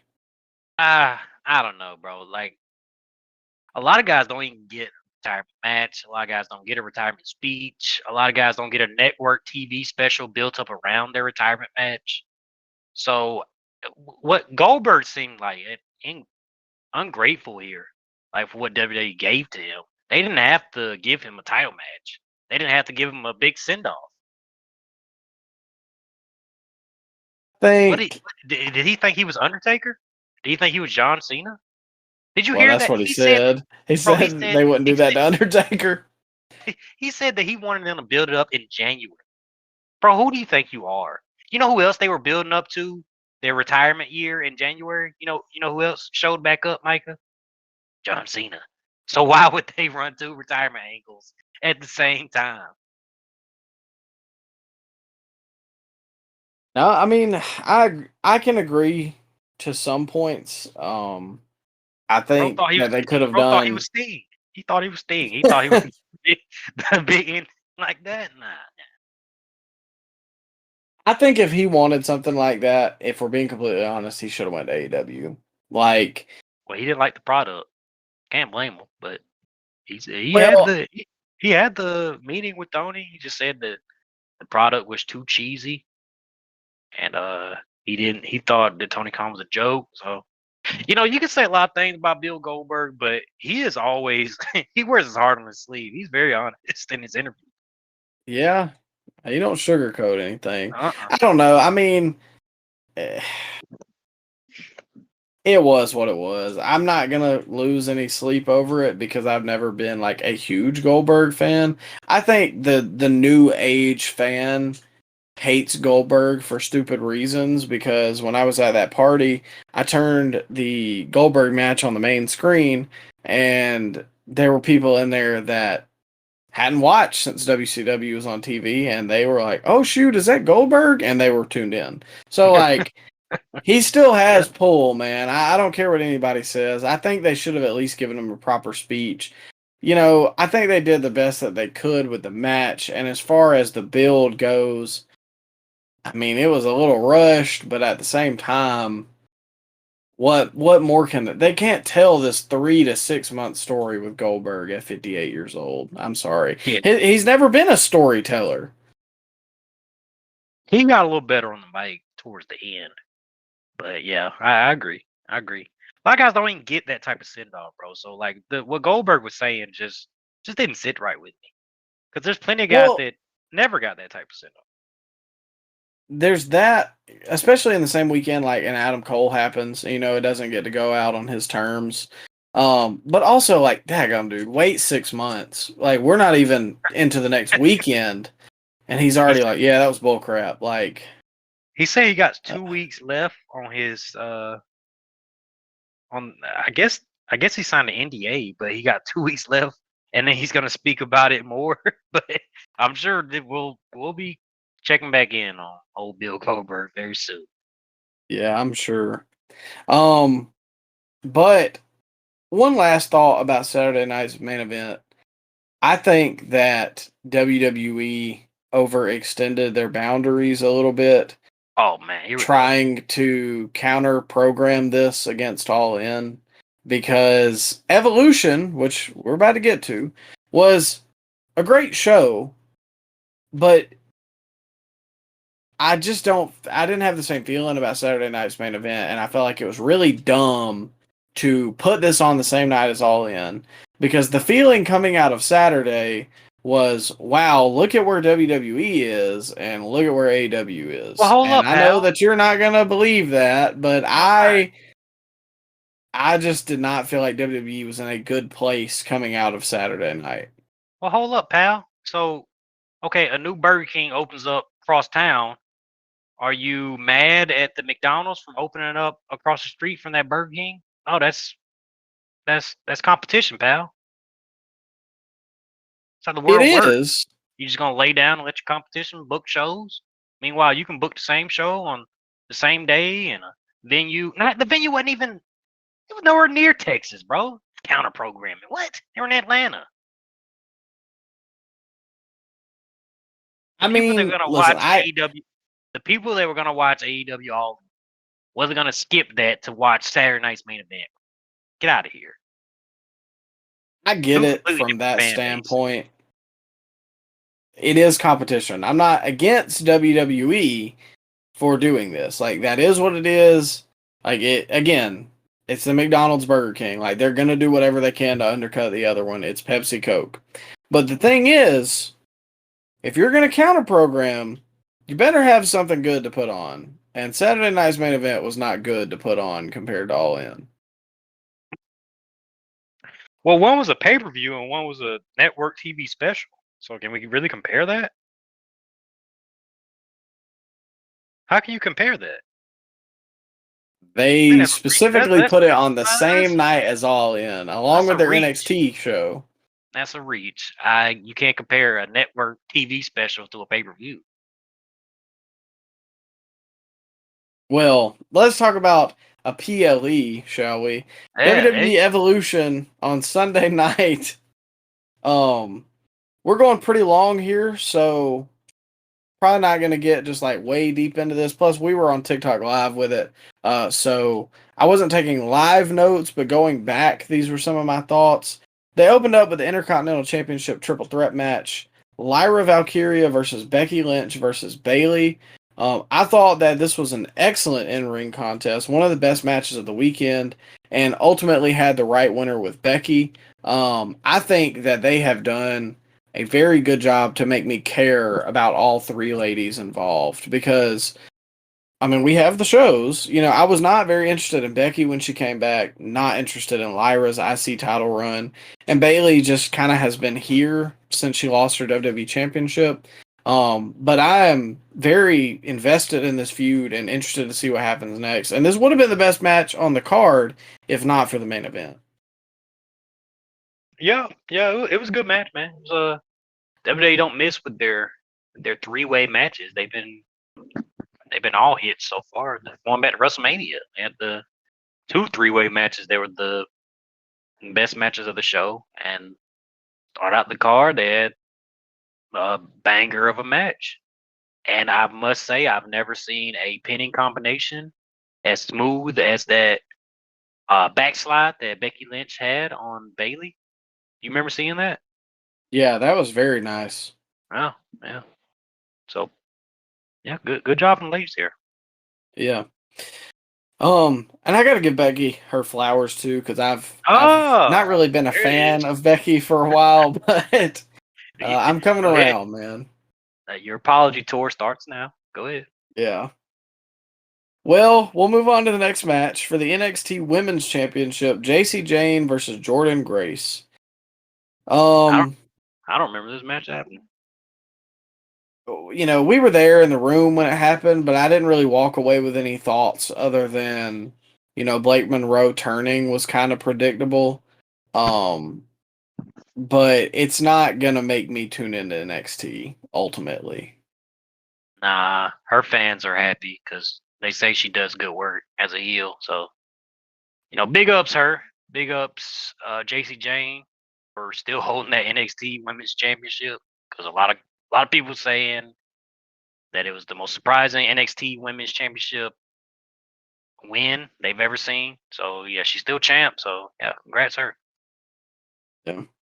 Well, we'll move on to what would be a pretty telling match for what would happen later. Naomi versus Jade Cargill with Bianca Belair as the special guest referee. Other than Bianca's kind of lack of involvement, I thought this was a decent plunder match that didn't overstay its welcome. I think it was probably like, 15 minutes top to bottom, maybe less. And, they didn't do a whole lot to make things too goofy or try and take you out of it. They actually made stuff look brutal. They brought out the toolbox. They didn't use the toolbox, but the intent was there, and they had I think Naomi used like the table leg to, I don't know, try to impale Jade, and there was a spot with the announce table too. They did a lot of brutal stuff here. It was a good showing from Jade. Probably the weakest match on the card, being honest. But I enjoyed it. So far so good. They're 3 for 3 right now with with matches here. Didn't overstay his welcome, like you said, and yeah, man, congrats, Jade. Following that, we had your favorite, Tiffany Stratton versus Trish Stratus for the WWE Women's Championship. I really wish that Trish Stratus would have won here just because, Tiffy time is way over. But yeah, I mean, this match was fine again. I feel bad because I feel like we're not giving these matches the proper time that we gave All In. But considering we're over 2 hours into this episode, it wasn't necessarily that any of these were bad. There just wasn't a whole lot memorable. And so the only thing that I really remember from this match was Tiffany hitting Roddy Strong's finisher on Trish because it looked absolutely brutal. Bro, you had that on your bingo card? Tiffany Stratton hitting Trish Stratus with an end of heartache. Trish No. Stratus is 49 years old. Are you imagine telling Not somebody at that all. 5 years ago? So, yeah, I mean, Trish, that's what hold Tiffany's on. weird. Tiffany is weird, but let me give Trish. Thank you, Trish. Trish is somehow putting on her best matches she's ever had. The past 40 years old. It's so strange, but she has had some really good matches last couple of years. And I think this was Tiffany's best one-on-one match. Probably. I'd rather see this again than the Charlotte match. And how about Trish pulling out a moonsault at 49 years old? Move she's never hit before. And hit it picture perfect, actually. Just Tiffany rolled out the way and then botched her own moonsault by landing on Trish's face. And isn't it crazy? Like, Trish is really the first woman in WWE history to have this kind of longevity. So, I mean, I know she's not full time, but like you said, the fact that she's coming back at 49 years old and having some of the best matches of her career. Fabulous Moolah, Mae Young. Come on now. Well, but they weren't like wrestling. Come on now. They Moolah wrestled for a long time. But I do wish Trish had, I don't know. I hope she does get a proper send off one day. Now she deserves another title. She's been doing her best work, bro. I can buy a 50-year-old Trish winning the women's title. I can buy it. I wouldn't hate it if it was a short run. I know we've talked largely about nostalgia and the main event scenes being old, but I don't know. Trish gets a pass. It's different with the women's division because they never have nostalgia acts for the title. Yeah. In WWE, you had I think it's been. I saw a stat, bro, that for since the year 2013, at least one part timer has held the WWE title. Oh my God. Yeah, I mean, that doesn't happen in the women's division, but it just constantly happens in the men's division. No, and I think I do want to break that down after the Io Rhea match as well. But we'll move to the women's battle royale, which Oh man, once again, not really remarkable. I think this was my least favorite match on the card. Just underwhelming participants. I expected at least some kind of surprise, or at least a throwback lady, like even if it wasn't going to be a Paige or an AJ. But yeah, needless to say, Stephanie Vaquer wins, and I think she's going to be interesting on the main roster because with the language barrier that she has. Can she see it through and get over? I think she has. Will she be an Io Sky or will she be like an Asuka where it never really clicked because of the just difference in culture and language? well, you don't think Oscar clicked, but Io did. I I don't mean, know I about know that. Asuka got her run in like NXT, but I think on the main roster, I Oh, don't. she's At like, least ever since yeah, I don't know about that. I can't co-sign that. She was over. I She's came back, she has been just like painfully mid card. well, she's older now, but yeah, she had her time in the sun. She's a multi-time women's champion, bro, and she was over when she was getting pushed. Just think she has that same Io Sky syndrome with you can't really build a feud with her because of the language barrier. And it's going to continue to be that way. The fans aren't going to care about what the performer says, especially on. I don't know if you've seen that. Well, you there, but if you remember, Naomi made fun of Io Sky's English in the promo and had everybody Yeah. laughing at Io Sky. And it's like, how can we possibly expect any change if they're doing stuff like that? No, I agree. I didn't like that comment. And You people laugh. got real bent out of shape about You laugh. Carlito. Oh, hold up now. You laugh. You tell me you didn't laugh at I really did. that. Okay, yeah. It I'm wasn't just like I was offended, but it was just kind of like I didn't think it did anything for anybody, like you said. it Like, buried Io. yeah, and so then it's just kind of like, and if you're gonna make that statement about A baby face. Carlito and him doing that, No, it was different though, because this is a heel to a baby face. You're not supposed to make fun of the baby face. yeah. So, but yeah, I don't know. Vicaire, I could see it. People. We joke about it, but people do like the The gimmicks, qualities, the assets that she has. the gimmicks. Um, You know what? so Lash Legend showed out in that match too. Legend looked like Andre the Giant. Like she's yeah, massive. She is massive. She stood out big time. They gave her a big rub by letting her last to the end. And a very unique way of ending a battle royal, because I don't think I've ever seen a battle royal end via a devil's kiss. But yeah, we got that on Sunday. And shout out Booker T. Stephanie McMahon came out because she's the creator of all women's wrestling, Micah. And she actually spoke some great Spanish to Stephanie back here. Kind of sounded a little Italian in the dialect and the cadence in the voice, but I thought Stephanie did well all night actually. thought it was Thank you, really Stephanie. funny. Thank you, Stephanie. But I thought it was really funny because how many times have you seen that picture where Stephanie's got Yep. she's like looking over her shoulder and she's like crinkling her nose, and it's like I would like the fajitas, please. And that picture always cracks me up. So to see her come full circle and speak Spanish, oh man, I It got played into cracked the up beat. about that. Yeah. Yeah.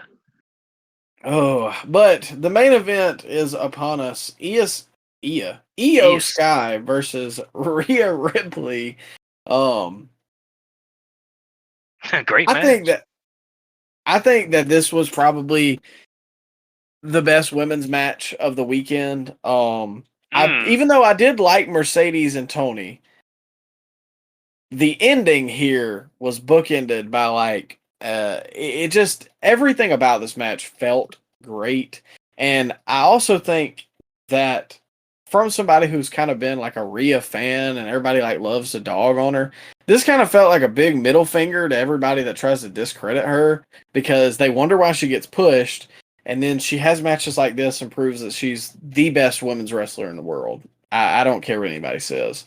So you can call her over pushed, but at the end of the day, she gets the big reaction. She got one of the biggest reactions at Raw Monday. She has great matches, and this right here was just another showing of that. I don't know how you can hate that. I don't think she has chemistry with everybody on the roster because I've seen her have stinkers. But when she has the right opponent in there, she can absolutely have great matches. And I'll go one further, Micah. I think she had the best match of the whole weekend. I think this match right here was the best in-ring, bell-to-bell, one-on-one match that we had all weekend. I know it turned into a three-way match, but still. The drama, the pacing, the in-ring storytelling, and Rhea Ripley has still not beaten Io Sky. So they still have something for later on down the line. Yeah. I mean, considering I said it was better than Mercedes match and I had that match as my favorite from All In, I think I have to agree with you. Because and I know people are going to say like, "Oh, you're WWE biased."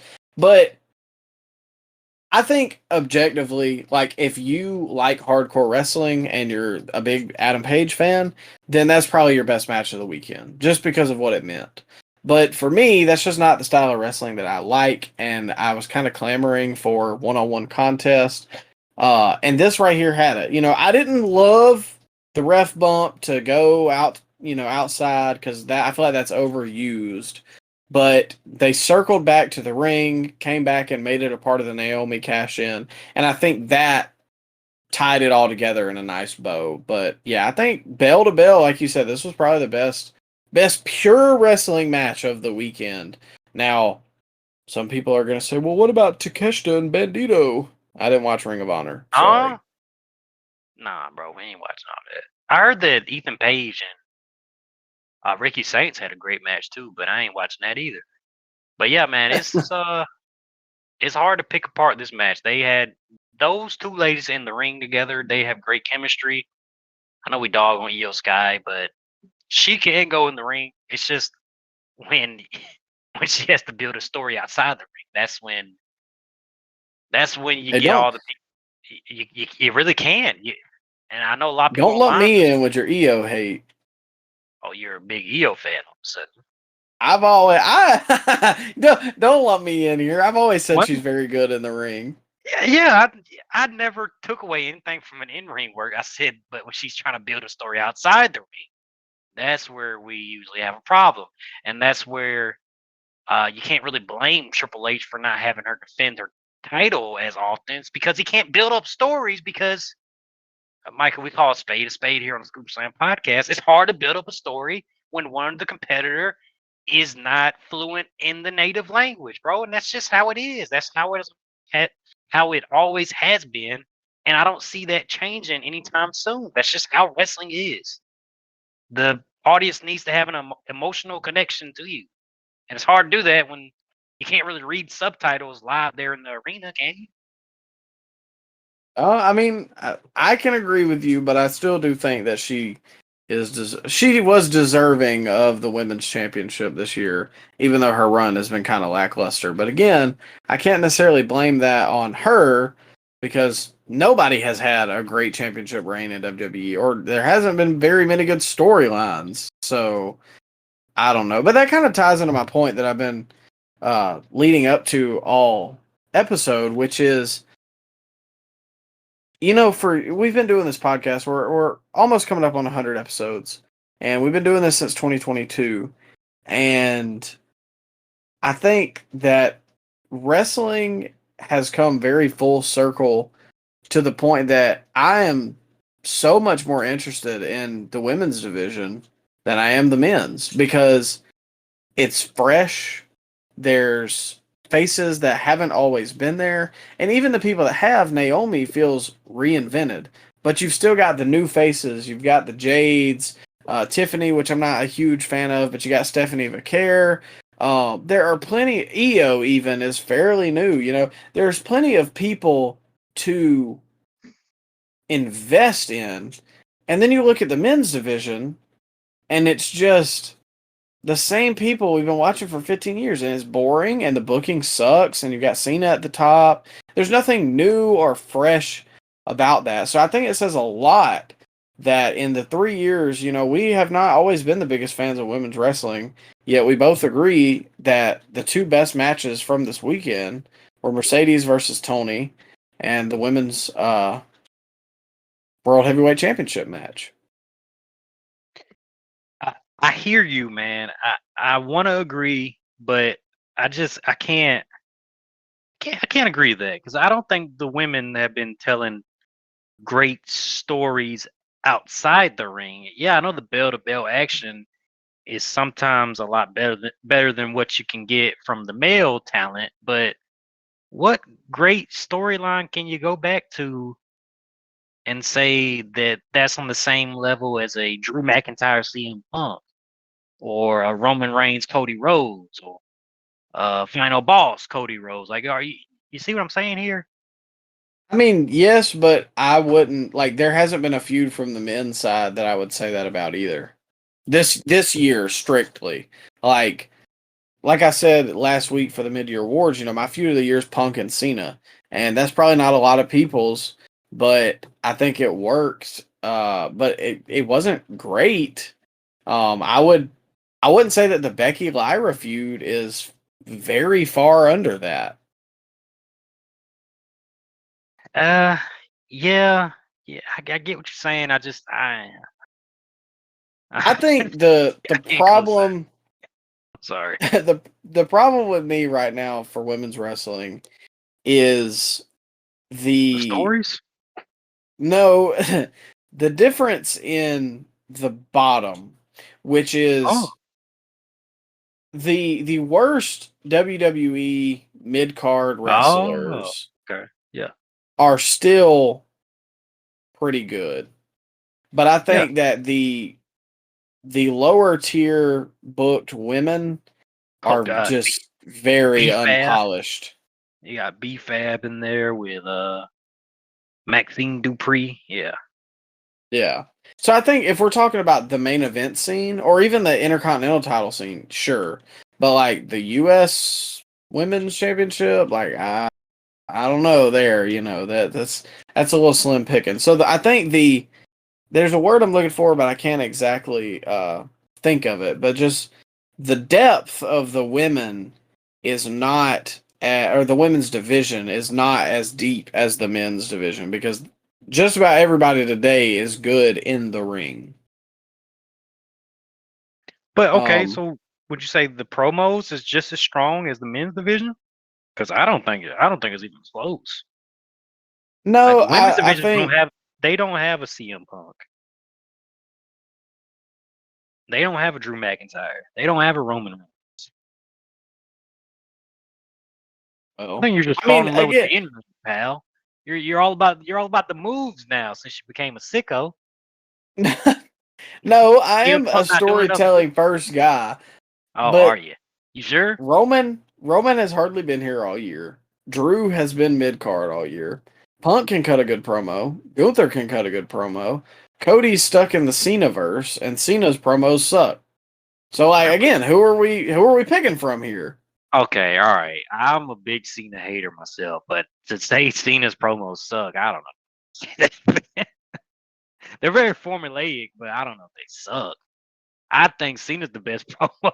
I think Cena would be the best promo in the women's division if you suddenly, gave him if he suddenly start identifying as a woman, Mike. I think he would be number one promo. I don't know. He Maybe just I'm wouldn't put him. blinded by my Oh, Cena okay. hate. He'll put Rhea above Cena. EO. He put EO above Cena. No, I was just saying EO like Rhea does. Oh, It always cracks me up. People will like spell out her promos on Twitter before Raw, and they'll put like EEYO because her Australian accent EO. Um, but anyways, the I do overall that rating without for even thinking about it. Evolution. I'll do that if I'm like listening to the show in the background, and I'll just mimic what somebody's saying. Yeah, you'll never do that if somebody got a funky accent on the TV. You just randomly No, say what they say. I think you naturally do just because it's foreign to you. Not even in a bad way, but like it's kind of fun as a American English speaker to speak, with British English. I'm sure they do the same thing with us. They're probably a lot better than we are. They are. That's why all the Yeah. like British actors, like Tom Holland, they can come over and do like a perfect American accent, but we can't do a British accent.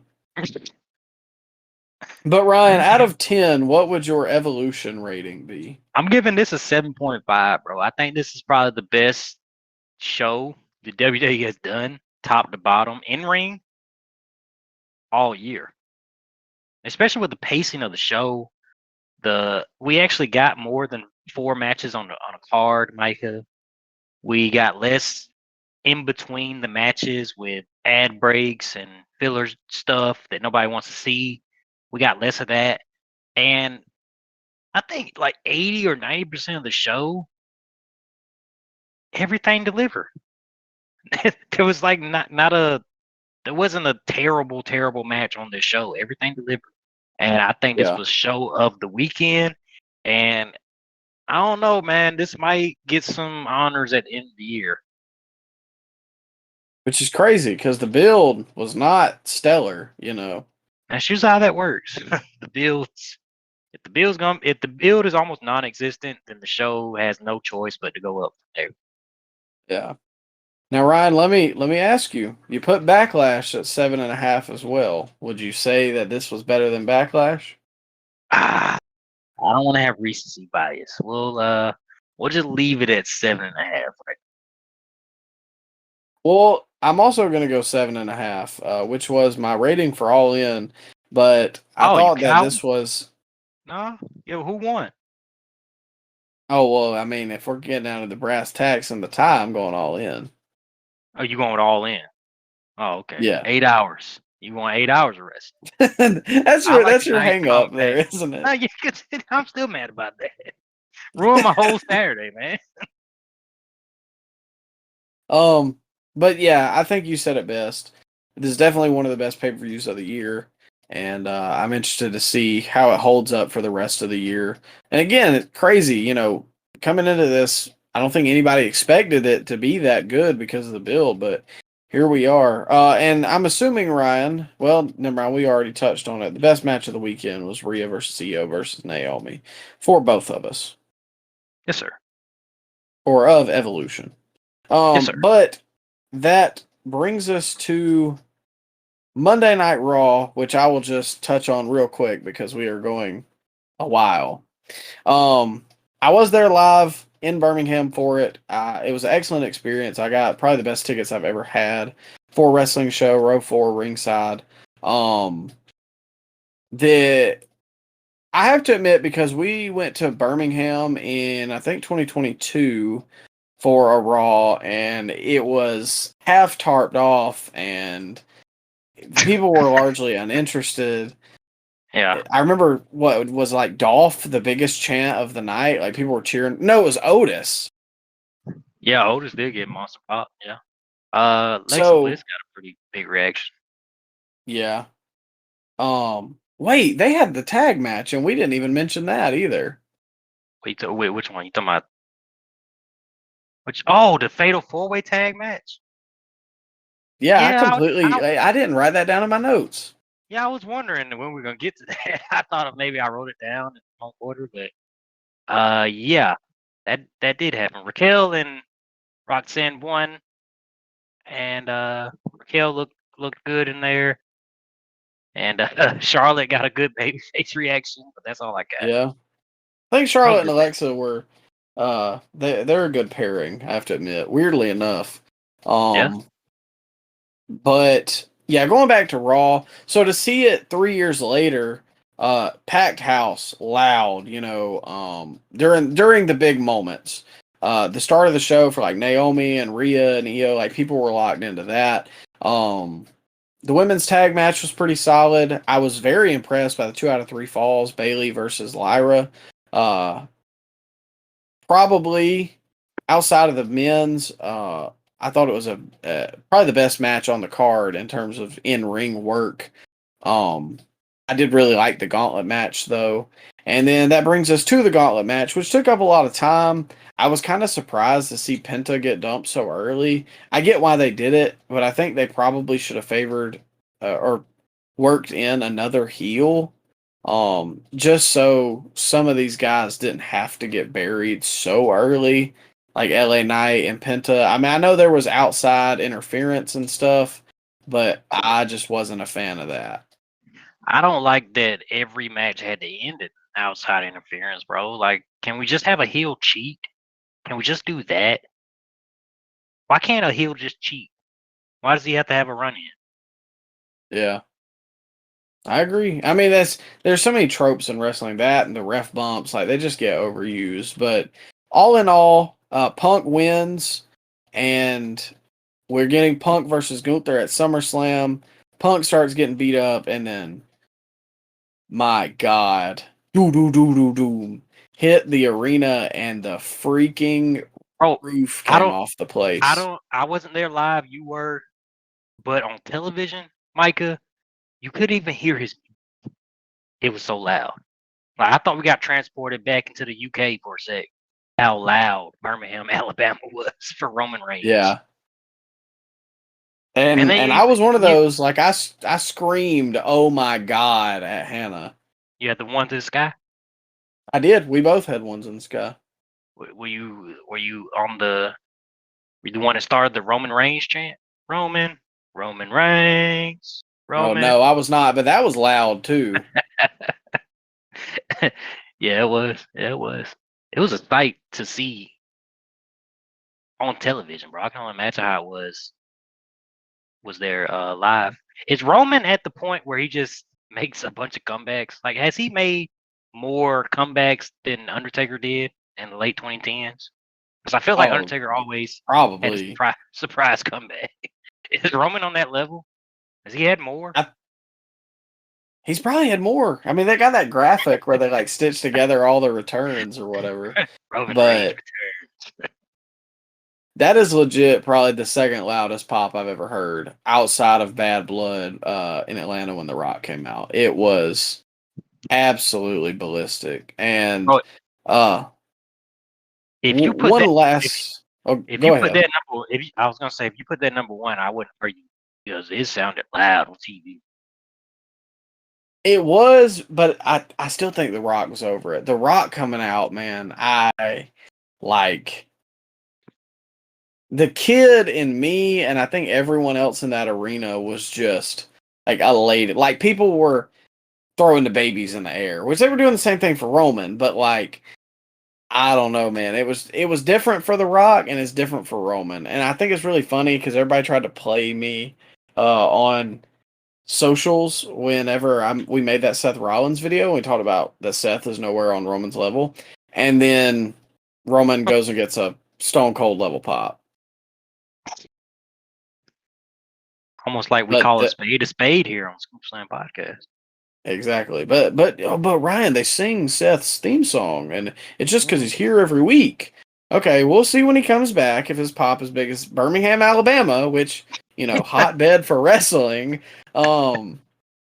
Yeah, so I doubt it. And one last closing thought, I would like to issue a big middle finger to the security guy that was in our section because I wasn't able to record the Roman return because apparently you're not allowed to record videos as if not everybody else in that arena got a video. But he was taking his job way too serious, and I mean he was like yelling at people to not take videos during Jay's yeet thing. Like it was just absurd, and like I promise you, dude, they're not gonna give you a promotion for working that hard. And like, chill out. But other than that, how would you rank that as far as the weekly shows you've been to? How would you rank that Raw up against that Collision you've been to, that SmackDown you've been to, the other Raw we went to, the Dynamite we went to? How would you rank that? I would probably put it just under that Dynamite, and I know you're gonna kill me for that, Wow. but that Dynamite that we went to, I think, is it kind of holds a special place to me. Not to get sentimental right before our 100th episode here, but that was first show that me and you went to. It was the first wrestling show that I had been to in probably, I don't know, maybe 10 years, close to. And it was really at like the Punk had just come back, and I was like super into AEW. And I think it's just kind of it's the initial starting point for me of like, man, I got to go to more shows, and that was on a whim. Like, I remember I was at college and I seen that they were going to be in Orlando, and I think either me or you texted one another and planned that up. And yeah, so that was just kind of sentimental. But the Raw, excellent. And under that, I would probably put that SmackDown that we went to. Okay, yeah, fair lineup, yeah. But the marathon is over. I think we're right outside of 3 hours. I think we're at 2.5 actually. But yeah, so long episode, ladies and gentlemen. I appreciate you sticking it through with us. It was just a lot of wrestling, and I literally don't think we could have shortened it any less because we were flying through the back half of the WWE portion. But make sure you're following all the socials. We've had a big turnout recently on Instagram and TikTok. 2 weeks from now, SummerSlam live stream on TikTok. Make sure you're there. As well as next week, the 100th episode of the Scoop Slam podcast. We're going to have some fun for you guys. We're not going to talk about any current wrestling, but just a lot of different things we're going to throw at the wall and just celebrate, man. It's been 3 years since we started the podcast. Brian, I don't know if you thought that we would make it this far, but I certainly didn't. No, nah, it's been a hell of a ride, man. And let's shoot for 200. Yeah. And this year I think has been our biggest year in terms of growth, just on everything. All of our socials plus the podcast listens, like everything is just crazy, man. So we appreciate all you guys, and make sure to take care of yourself over the weekend, detox a little bit from all the wrestling we got, and come back next week. Have a good one.